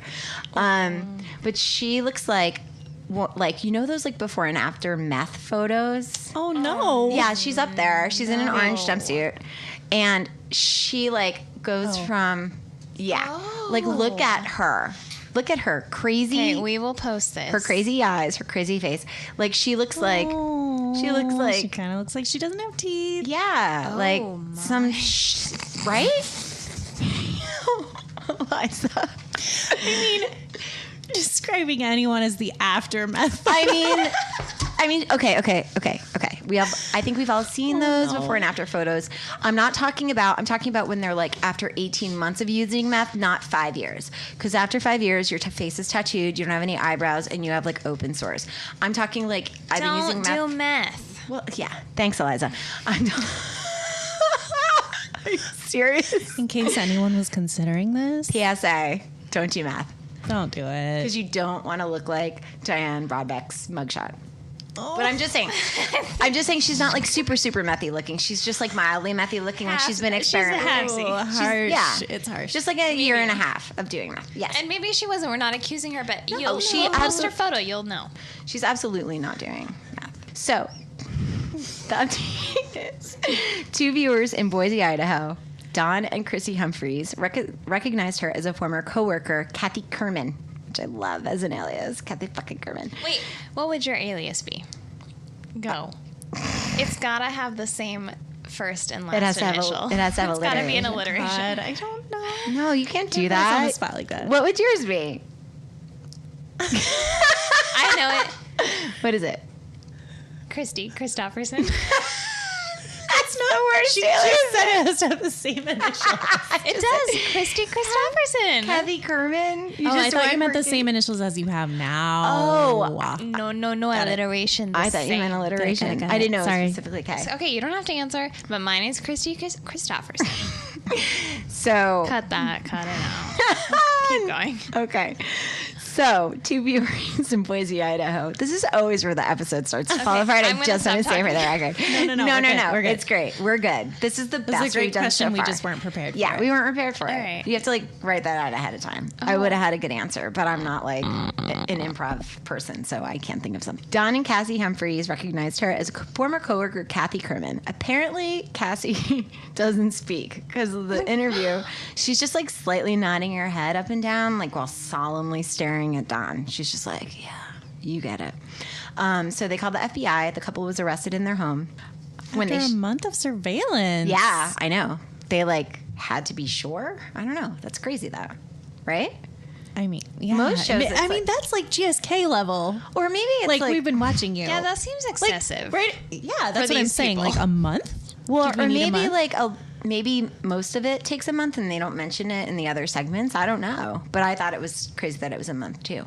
However, working on my bad horse theory, when they show the house they were arrested at, there are 2 horses right by the fence. If I had and making those rounds. I'm hoping that they busted those 2 bad behaved horses out of jail as well. Oh, I hope so. And she also bought a horse trailer that we just don't know about. Yeah, I hope they're criminal horses and they Fugitive have to horses. Wait, horses on the run. Wait. Just get the image in your mind. Wait, what's this guy's name? First name? What are we talking about? John. Just picture John running down. John Yount, yeah. Running down the freeway or highway or road with 2 horses trailing behind him. And she's trying to catch not riding them. He's just... Yeah. Also, she's in a Datsun. She's coming to pick him up in a Datsun. And the horses are running alongside the Datsun? So what they do is... What do they do? So he gets in the car. Okay. They attach the 2 horses to the front because the Datsun weighs 12 pounds. Oh, and the horses pull it? Yeah. Just like a fucking Christmas sleigh. And that's what took 14 minutes for them to talk about the night before. Well, they were how do we hitch a horse to a Datsun? But wait, it's not behind, it's in front. Yeah. When they show the house, they show the horses. And all I'm saying is there are no coincidences. Okay, so here's how it went down. As per the Penn State Daily Collegiate, student-written newspaper, so everyone really cared about this. Don't you talk shit. Did you go to Penn State? No, I wrote for a student newspaper for several years. Oh, fine. I'm just saying I thought this would garner a little bit bigger attention. So on December 5th, 1988, Brodbeck changed her plea from not guilty to guilty and cut a deal. Her lawyer had some things to say. Ready? I love lawyers. She looks back now and she says, "How could I have been so stupid?" She was going through a difficult time in her life. Her children had grown up and didn't need her any longer. She wasn't getting the attention at home she needed or wanted, and she was very attracted to John Yount. Yount gave her the attention she needed at that point in her life. Brodbeck knew very little about Yount's crime. And her lawyer, McGowan, I don't have his first name, contends that the inmate manipulated his client and, quote, if she hadn't helped him escape, somebody else would have. If it hadn't been Diane, it would have been some other woman. I 100% believe that. Me too. Because another article I read said that Yount had a bevy of ladies coming to visit him throughout his stint in prison. Do we have a photo of Yount? We do. It's small. It's the guy with the big glasses. That's him. But when they so that's his original arrest photo. But when they capture him, he's fucking. Let me see. He's what's that actress? Disappointed. No. Because when they capture him, he looks really good. Not really good. Okay. I wouldn't fucking hook up with him. But he had his glasses are gone. He's got this really manicured goatee beard situation. His hair shorter. He looks like. We'll post it. And meanwhile, she looks not much better, and he looks great. And it's just clear that he was sort of draining the life from her. It makes me really sad because not that I would do this, but I can totally see how this would happen to this woman who's going to church. Yep. Her kids don't need her. She's bored. Yep. Her life is supposed to be like everyone who talks about her is like, she's so moral. She never makes a mistake. She never does anything bad. So I'm a big fan of their landlord in Boise, Idaho for a couple of reasons. Her name's Patty Meyer, and she nails it with the quote, "The lady told me she loved him, Yount, and I know she did. How can she go back to her husband?" Whoa. Because good old Chester helped bail Diane out, went to court with her, and then took her back. Of course he did. Oh my God. And marriage vows are forever. Yeah. Super conservative people. Okay. I also love the landlady because based on her quotes, I got the feeling she was fucking pissed that she didn't know that they were fugitives. She said if she had known, she would have definitely turned them in. And she hasn't missed an episode of Unsolved Mysteries since. Sweetie. Oh, yes. Patty, I hope you let some other fucking fugitives move in, and I hope you fucking turn them in. Patty, what you're if the that's best. just what Patty decided to do from then on? Yeah. Is only rent to devote her life to Unsolved Mysteries. I hope she became like a fucking bounty hunter. It'd be even better if she called the FBI on literally anyone that moved in. The FBI's like, it's fucking Patty again. From Boise. Like, fool me once. Fool me once. She's not letting it happen again. Oh, shame on me. Okay, so I don't have a ton of follow-up, but in 2013, Diane's grandson popped up in a comment section of sitcoms online. Dude. Yeah. I mean, it's great. He writes, "Our family is doing fine. My grandfather died years ago, and my grandmother has since remarried and taken the name of her new husband. Honestly..." Wait, so who would the grandmother be? Diane. And the Chester... The grandfather. Is Chester dead. passed away. Okay. I just want to make... Yeah. Yes. You'd never suspect her of something like this. She's just a sweet old religious woman who loves cooking and baking. In our family, we don't really refer to this as anything except, quote, that time Nan went crazy and broke a dude out of jail. Amazing. Chester sadly died in 1995, but they stayed together until his passing. I found Diane.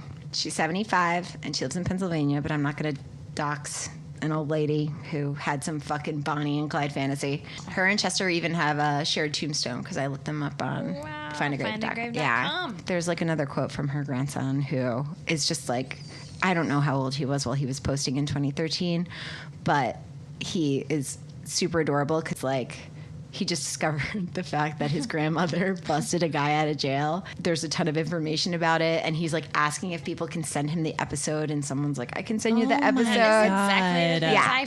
And then like he texted his mom that Jon Yount died, and his mom responded, I wonder if Nan knows. And he's like, yeah. So I think like once this like situation, quote unquote, occurred, like she just completely like went back to her old life. Yep. Then there's Jon Yount. Apparently, there are some people who feel as though since he did a lot of charitable legal work while he was incarcerated and on the run, along with the fact that his first trial was appealed because he didn't get his Miranda rights, quote, read fast enough. Oh, no. Fast enough? I don't know what that means. I hate stuff like that I don't know what that so means. much. I don't know what that means. That is called a lawyer digging for anything they can find. Well, there are a lot of legal people who, well, not a lot. I found 2 articles with some people who sympathize for him. With him. And I wanted to say a Yount sympathizer, but I feel like the word sympathizer is inflammatory, right? Like, what can I say instead? A Yount supporter? A Yount... Sure. The quote that I found is, Jon Yount committed a horrible murder in 1966 when he was 27 years old. In a few moments, a young woman's life ended forever, and in the eyes of the state of Pennsylvania, those moments were to define the rest of John's life. Yep. Hi. Yep. Sorry. Are you fucking serious? When you rape and like viciously overkill your student, it should definitely dictate the rest of your life. Definitely. Like, are you fucking kidding me? It's like white male baby boomers cannot take responsibility for anything. It's amazing. It was her fault. He just killed one person. I killed one person and that's supposed to dictate the rest of his life? Yeah. Did we ever talk about, did Diane believe that happened or not? She said that she didn't know a ton about what he did, and he like totally played it down. So I think he insinuated that like something happened in the moment, in the heat of the moment, and that it was like an accident. And she also can't Google in 1986 Jon Yount prison record or files. Yeah. It's so easy for him to get away with that. Yeah. Sure. So, like, I'm totally down with prison reform. Like, the system needs to be fixed. Jon Yount worked for the system to be fixed. But to me, that isn't like, you don't get to get on a cross about it because you're actually in the prison system. So if I was in the prison system, I would work hard for the prison system to be fixed too. Because I would also say, I killed and raped someone. Well, guess what? I get to stay there. He says that he never admitted to the crime. There are people out there that say that he, quote unquote, like did a bad thing basically, and we should forgive him because other people who've committed less crimes would have gotten out of prison by then. It's some sort of convoluted legal argument. Just leads me to believe that, like, I can't cry for white male entitlement. I'm sorry. Sorry. Don't say sorry. Another one of the articles was written by a woman. Like, she was the co-author, and I was like, really? Like, have you ever been in a place of danger in your entire life? Like, what kind of fucking denial are you in that you can write that this person should have been let out and been forgiven? Like, it's fucking infuriating. Like, it's like, women, like, can you do better? Can you stop going against your own self-interest? Because here's the thing. Pamela Sue Rimmer wasn't just a random student. He'd been messing with her all year. He didn't just happen to pick her up. His car was seen around her house a few times before the murder, even though he swore he didn't know where she lived. The show completely neglects to mention that Pamela Sue was afraid of Yount and the way that he had been looking at her. She, quote, had been trying to get out of his class as she disliked him and told her mother, "Oh, Mom, you should see his eyes." No. Yeah.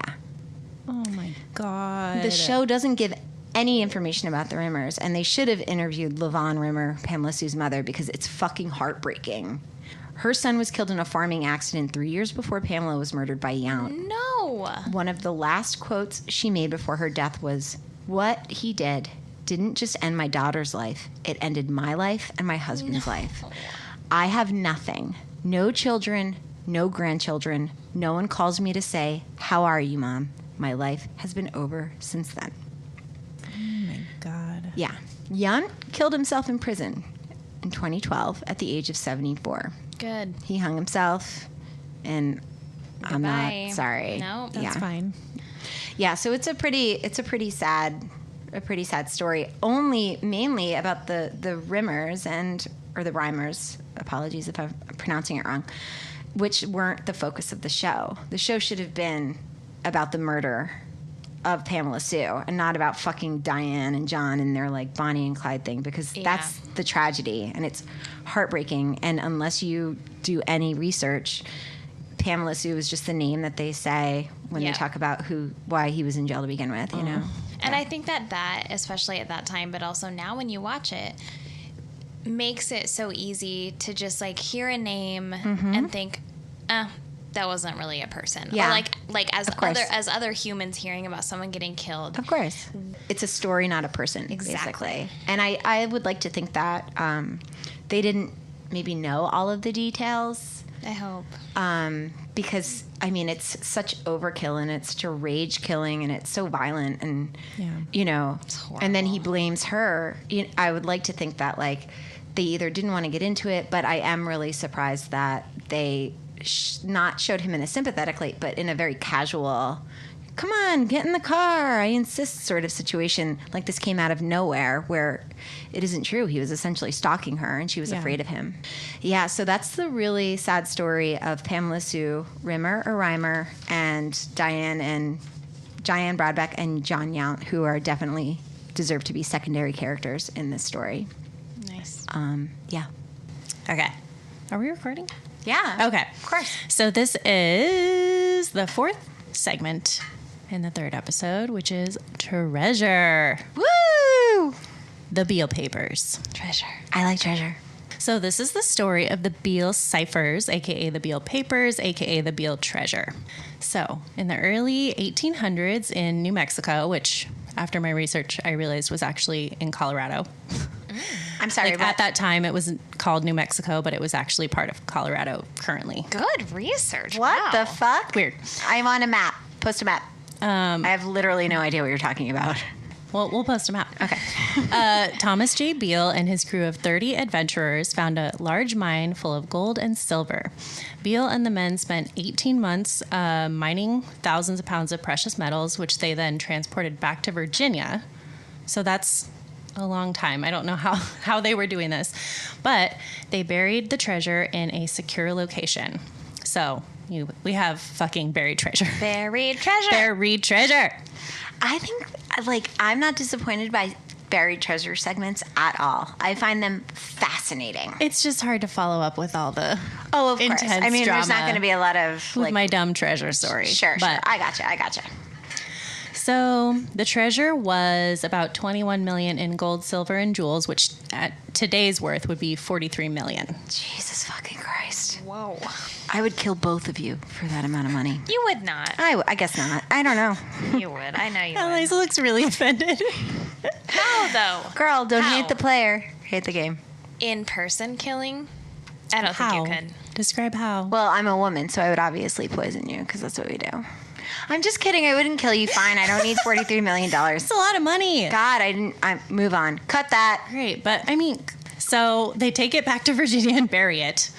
Beele then left written instructions in 3 ciphers about the treasure, which I had to look up what a cipher was. Same. I told Allison this earlier, and she laughed at me. What is wrong with both of you? A cipher is different than a code. No shit. Is it a thing you turn? What? No, Fuck. I didn't actually look at it. no, but it's okay. I didn't actually look it up. I'm sorry. It's different than a code. KB which at has to look it first- up. This isn't my segment. Eliza okay, says- He's going to tell me about it. At first, I was like, Don't lie and say you looked it up when you didn't. I just said, yeah, me too. Like, I should have looked it up. Oh, okay. Sorry. So Beele left written instructions in 3 ciphers about the treasure. The first one listed the location of the treasure. The second explained what the treasure was, and the third listed out the names of the owners of the treasure and their family members who would be heir to the treasure. So Beele put the 3 ciphers and some other letters in an iron box. That's all I got. I don't know. That's He just put it in amazing. an iron box. In 1822, he gave the box to a local innkeeper named Robert Morris for safekeeping. It's a Always local exactly. innkeeper. That's exactly. Will you take my daughter? Is that just like the trusted figure of box? the town? Is like I guess the, like the local innkeeper? the local innkeeper is just like, yeah, I'll fucking hold on to that for you. You know, I go ahead. guess. Trustworthy. Yeah. Master of the house. Shout out. So he gives it to fucking master of the house, Robert Morris, for safekeeping and leaves again for New Mexico to go back to find more fucking treasure because obviously, keep going back, honey. Yeah. Okay. You got a good thing going. So Beele had told Morris that he should not open the box unless himself or one of his men did not return within 10 years. Oh, no. What? Morris is just so trusted. Man, I that's just- crazy. I'm going to give this to you. I believe that you're not going to open it for 10 years. It wasn't until 1845 that Morris finally opened the box and found the letters and 3 ciphers. Morris was never able to solve the ciphers and passed the box on to a friend many years later before he died. Yes. I would just like to say that no one can solve those ciphers because they're fucking crazy. This is like Zodiac level. It is. So Wait, we never described ciphers. just to give you an idea, Eliza, here's a cipher. You got it, honey? Do you know what it says? so what I'm looking at is... Sweet E, can you download that really quickly to your brain and then just like spit out the results? La, la, la. Real quick, just tell me what it says. I love you. Okay, so we're looking at a block sweetie. of numbers with commas in between them. Yeah. I mean, That's what a cipher is. yeah. Is this the cipher for the treasure? Yes. So here's a cipher, and then you need a code to go with this cipher to, like, translate it. Morris was like, well, I don't know what to do with this. Like, I have no idea what this says. Morris is like, I'm so happy I held on to this for a fucking decade. Seriously. So he passes it off to a friend. And in all my research, it's just God. a friend. I want to be the friend. You're not. Friend who we just still don't know the identity of was eventually able to decode the second cipher using the Declaration of Independence as a key. My arm's up. I have so much to say. Is it about Nicolas Cage Yes, in the it fucking fucking Nicolas is. Cage movie? Isn't that like a Nicolas Cage movie directly? Girl, that's exactly what I wrote in my notes. I said, National "Is this the Treasure. Nicolas Cage It's movie?" called National Treasure, which that's Called at least. National Treasure. Is it about this? Like, is this where they got So? the idea? I completely assumed it was based on this story, but everything I googled had no correlation whatsoever Are between you serious? that movie and this story. The National Treasure that is I Nicolas truly Cage. thought this the whole time that this was that. No, honey. I know, girl. That's what I wrote down too, but right. it's not. Here's how the friend decoded the cipher. You keep using quotes for a friend. Because we don't know who he is. There's nothing... Or she. Or she. You're Or right. Never know. You never know. So he took... he numbered the first letter of every word in the Declaration of Independence, and then for each number in the cipher, he substituted it with the corresponding letter. It's so awesome. It's so awesome. This is so awesome. This is awesome. National treasure. You guys. I mean, I guess, but nothing... I've never seen I was National like, Treasure. Is this about Nicolas Cage movie? And it was like, no. Google said no. Because history I is totally better believe than you. Nicolas Cage movies. But that's crazy. Yeah, of course. And I've never seen National Treasure, but my whole life, please just give me a cipher that I can give to my quote friend because I don't know how to do anything. And they And be like, wait, 10 years. Mm-hmm. If I don't come back, then you can look at it. Like, use the fucking Gettysburg Address to find a treasure. Yeah, right. That's the other part is like he just had to figure out what the key was. How and did he? How stumbled was he upon like? the Declaration It's of Independence? definitely. I mean, I guess if it's 1821, you're like, where do I start? Sure. Yeah. Well, Like, and now I think you're not like- that long ago. well, I do think you would be like, what is a very well-known piece of text? Yep. Like, so Hey. it's not that crazy. That's insightful. It's not that crazy. Now it would be like a million pages of content. You're like, do I start with the wiki page for the Teletubbies? Like, where do I go with You would that? be like, Exactly. can we look up Hamilton lyrics? Yeah, You guys exactly. would. So I'm not going to read what it translated to, but it's basically old-timey English for like, this is where the fucking treasure is. And that was the second. You said there were three, and one said the location. I'm sorry. The one they translated was the one that said what What it was, Okay. not where or who. it mentions roughly. So Okay. something gives people the general idea of where it is in Virginia. Okay. I think he says Bedford County, something like that. Okay. But okay, I'm just gonna read the first sentence of it. I have to.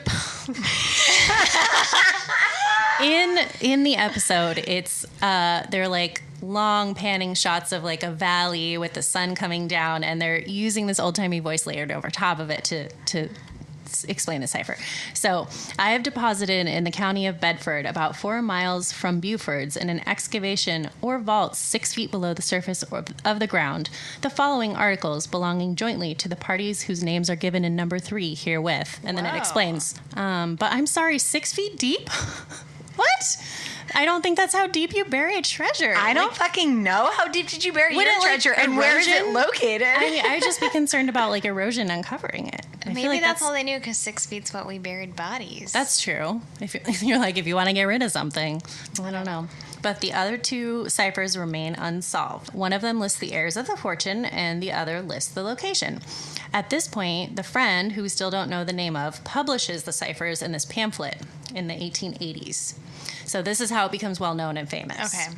And that's like basically the story of that. So at this point, Unsolved Mysteries checks in with a few treasure hunters Yes. on the show. White men looking for treasure. Yeah. Da, da, da. Nothing else to do. All the treasure hunters we check in with think they have at some point like broken 1 or 2 of the ciphers. Okay.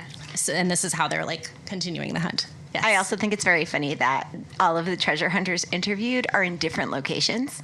They're like, this is definitely it. Yeah, And then I mean, they're all in the general. And then the other white guy's like, this is definitely it. And you're like, Yes. oh. They're in must do it Virginia. with They're all in certainty. Virginia. Yeah. But yes, they're not in the same like exact location. It's amazing. So we have 2 brothers named Eddie and Joe Tony, and their father-in-law Earl Boggs. They all have amazing Southern accents. And they have spent 9 years so far looking for the treasure at the point that the show airs. I have not spent 9 years doing anything except being Seriously? married. I haven't even done that. They think they've been looking for 5 geographic points mentioned in the ciphers and that they have found 4 of them already. So during the recording of Unsolved Mysteries, they're using their metal detector Fuck yeah. and they find a 19th century carriage rod in the ground, which like actually is fucking cool. That's like you don't find that here crazy. in Oregon, folks. No. Oh, come from a land that is not old. Okay, people don't find old shit buried in the ground here. So they find this carriage rod in the ground, which they believe is definitely a clue, and the carriage rod is pointing in the direction of the damn treasure. I was just going to say, is it pointing in a direction? Yes, honey. No. I don't know how they're deciding that part, but they're like, for sure, we are about to find the treasure. I know how they're They deciding must it. believe something. What were the other 4? Like, really, if this is how it's going, these guys are grasping for straws. So, The other treasure hunter we check in with is Wilbur Smith. And at this point in the show, he's already spent $20,000 searching for the damn treasure. Is Wilbur married? He is. And his wife is left at home. Mrs. Wilbur I Smith. think they were from the... it was far away. Like They were from a time far away where a wife would be like, that's fucking chill. Just drop $20K. In a place far away. In a which, hole. in today's money, let me remind you, is $42,700. God damn. That's a lot of money. So I'm sorry, but if this motherfucker has that kind of disposable income, Why are you looking for treasure? yeah, treasure hunting, honey. Yes. Glory. Wilbur shows us one of the clues he discovered based on breaking the cipher, and it's this huge fucking rock, which he says he knows is definitely the rock it's talking about in the cipher because it has a face on it and it has a head on it. Oh, shut the fuck Stop up. That's like seeing the fucking Jesus or Virgin Mary in the Toast. toast. Like, what? So we're going to put a picture on the Instagram because I want you all to decide whether this rock has a You face decide. and a head We'll do on it. it. Wilbur has hired a local contractor named Ken Dooley to dig under the goddamn rock. Ken Dooley later tells us that over the last 25 years, he's dug holes for at least 20 people. No, Well, but he's also, serious. he's raking it in. He's like, Yes, honey. That's exactly what I wrote. So Dooley is either a true sweetie of the town helping everyone with their hopes and dreams or the evil genius of the town because he's making bank off digging holes for every idiot that comes through And I bet he's got a whole in the thing last going 25 like, years. yes. Oh, I have seen this many times. I've never seen anything that looks my this God. close Oh, to yeah. what His I act need is to good. do. His act is good. Dooley is rolling in it. Oh my he's, God. He's doing great. love it. Good job, Ken Dooley. Yeah. Anytime there's an idiot, there's a hustler. And that's awesome. Absolutely. So now I'm going to bring up a question that has probably not crossed your minds yet. Okay. Is it possible? Could the Beele treasure be a hoax? No. Nicolas Cage. I know. They do have a professional scientist, Carl Hammer, runs the numbers through a sweet 80s computer. I don't know what it's doing, but it decodes. It does actually confirm that the numbers are not random and do hold some kind of information. Huh. Okay.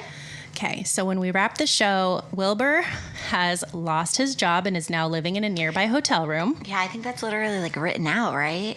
which, I mean, it's sad, but you also spent a fortune trying to find a fortune. So I'm not sad for you. Zero sad. Also, like, if he's living in a hotel, it's because his wife was like, good fucking bye. Yes. Get Yeah. fuck out. I do not even have $1,000 in today's money to go looking for treasure. I'm not sad for you. I have like $21.50 if anybody wants to go look for treasure with me. That's it. That's our budget for That's treasure our budget hunting. for treasure hunting. When we leave the Tony brothers and their pa-in-law Earl, they have run out of money and they have to go home, but they have faith when they return to Virginia that they'll find the treasure. Did they? No. What? At the very end of this episode, Robert Stack reminds us that unauthorized digging is against the law. And you know that he has to do this because so many dumb Virginians were about to run outside and start tearing up the town with their shovels. If I you feel live like- in Virginia, it's not anything against you. You just know everyone would have been running outside. So then we go into my research. I read a lot about the Beele ciphers, and we can go into more detail on the story of them, but this is supposed to be about the result. Weirdly enough, you guys, no one has found the treasure yet. What? I know. I thought you would bring it here today. Despite the thought fact that that it's you were only gonna, 6 like- feet deep and we know what county it's in, no one has found it. Weird, I know. The snark is so hard with you because the snark. I it thought could just end there. It's so good. yeah, like Carlin's gonna do this and she's gonna be like, so there's no update. But you're right. It's in a specific county in a specific state, and still after Yeah. 60,000 People still have hope. white guy dollars, they can't find it. I know. I tried to research our Hillfolk friends, but I couldn't find anything about any of them. There's nothing. I don't know if we have any folk friends. People write about multiple reasons that this could all be a hoax, and here are a few of my favorites. Thank Okay, you, can't wait. Wikipedia. Yes. Later cryptographers say the encryptions weren't even in English. They're still confirmed to be not random, but they're for sure not English words. So they'll show like a long string of letters that do not add up to anything we would recognize as a word. People wonder why Beele would have put one single message in 3 different texts that all need two different keys to solve, especially if the end goal was to make sure his next of kin inherit the treasure. Yes. Like, why would that be like a puzzle? So, and then the third one, if the family is named in the last cipher, what incentive would there be to solve that one if the two before it describe what it is and where it is? Fuck. Why would you? Okay. This is the family's not getting that treasure. This is Either way. disappointing. I'm disappointed. Then we have the letters use several words in them. For example, improvise, stampede, and uproar, which were not otherwise recorded in the 1820s in the English language. OED. They were used in French and amazing. Spanish in the New Orleans area before this, That's but not. amazing. Lastly, we have the fact that the guy who published the pamphlet publishes it at a point in which the second cipher, describing only what the treasure is solved, but the other two are not. And the pamphlet has a price tag on it. It was sold at the time for 50 cents, which today would be $13.62. Shut the fuck up. And he sold probably like 10. That's $1 billion. Oh no, he 1821. sold way more than 10. Oh my God. So the friend in quotes that we've been talking about this entire time Now I get why it's a friend in quotes. was probably laughing his way to the bank while everyone else was wasting their life searching for the fake treasure for the next 200 years. Sorry, 200 years. I feel like that's a lot of work to do just to misdirect people. Like, I mean, if it did line up, but if it's the 1880s and you're like a struggling you have nothing better to do. friend of an innkeeper. I forgot this was before Twitter. Like they're gonna be working hard no matter what they're doing in their job. So he might as well do. But he took the time to make it work with the Declaration of Independence, so that was his like That's wild true. card. That part is a That's lot of work. true. Like maybe he did decipher it, and I don't know, but he Yeah, did that's make true. it line up. So like that is actually not a lot of work, but it's a considerable amount of work just to And the troll just, like, brain secrets. button For 50 cents a research. piece, that's a lot. Yeah, and like what did the innkeeper do? We're saying that if the friend published these papers, the innkeeper does not exist, and neither does Thomas J. Beele.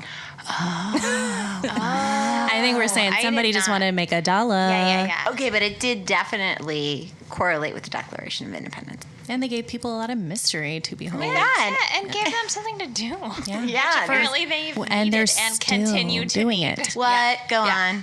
No, that's it. That's They're all I still have. doing it, though? There are still people out there that believe in this treasure. Okay, I just want to say real quick, if you're searching for this treasure, you can give us your money, and we will not search for the treasure, but you can give your money away, which is exactly what it seems like you want to do. The same. That's it. Yeah. And we would love it. give you Well, our thank PO you. Do you need our P.O. Box address again? Oh, so or- we'll give it to you. Because it's P.O. Box 14005, Portland, Oregon 97293. And if you are a treasure hunter and you want to give us your money, we'll make a plaque or whatever. Oh, with your it's name your on it. treasure money, honey. Yeah. We're going to wood burn your name on something. It's going to be awesome. Wow. That's it. That's the Beele ciphers. That's Nice. it. That was awesome.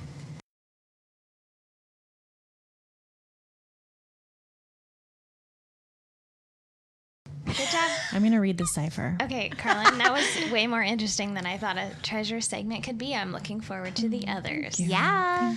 That was good. What have you guys been reading, listening to, watching this week? Anything to shout out? I Sorry. recently read a book called Sound of Gravel by an author named Ruth Warner, who I don't know is still in Portland, but was Portland based when she wrote the book. And it's about growing up in a polygamist community.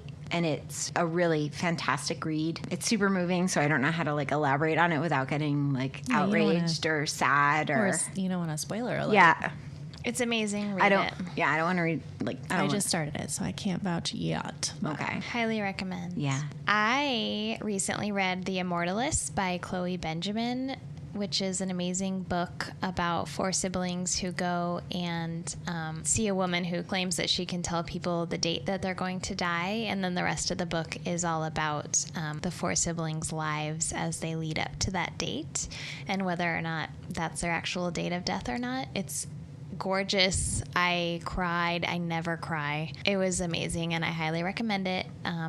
Chloe Benjamin's also a knitter. If you like knitting, she's a fun follow on Instagram. So yeah, highly recommend. Do you want to know the date you die? So I was thinking about this because we talked about this a little bit when I was telling you about the book, and I was a hard yes. And then now I don't know. No, I'm hard no. I don't want to live my life based on that. I don't want to know. I don't want to be in fear of that. But I also feel like in some ways it could give you a really good life because if you knew you were going to die really early, you would do all the things you wanted to do.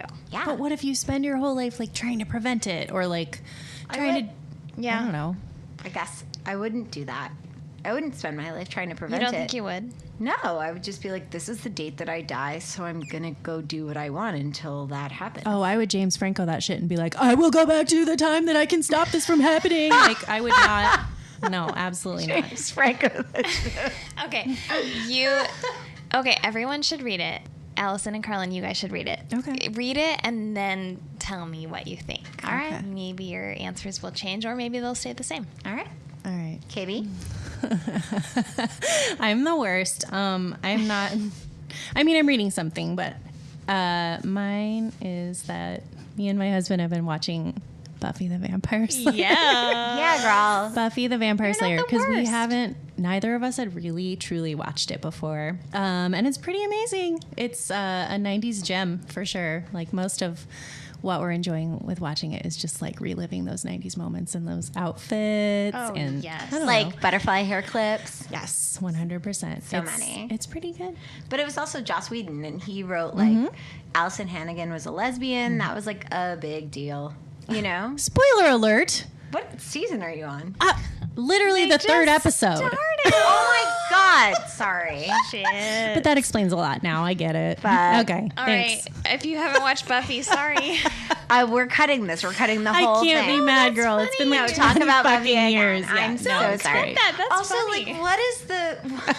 Listen, if there's a statute of limitations for beating a woman to death, I need a statute of limitations for revealing what That's happens in a true. shower. Yes. That's no, true. I say that all the time when people are like mad about don't spoil Lost for me. No. Get the fuck out of no, here. No. Get out of here. Yeah. No, I'm not mad. No, I like it. I know, I but I actually do like feel knowing bad. that ahead of time. Oh, No, don't cut that. I like that. All all right. right. I'm not going to cut anything. Oh, hi. This is me doing the outro.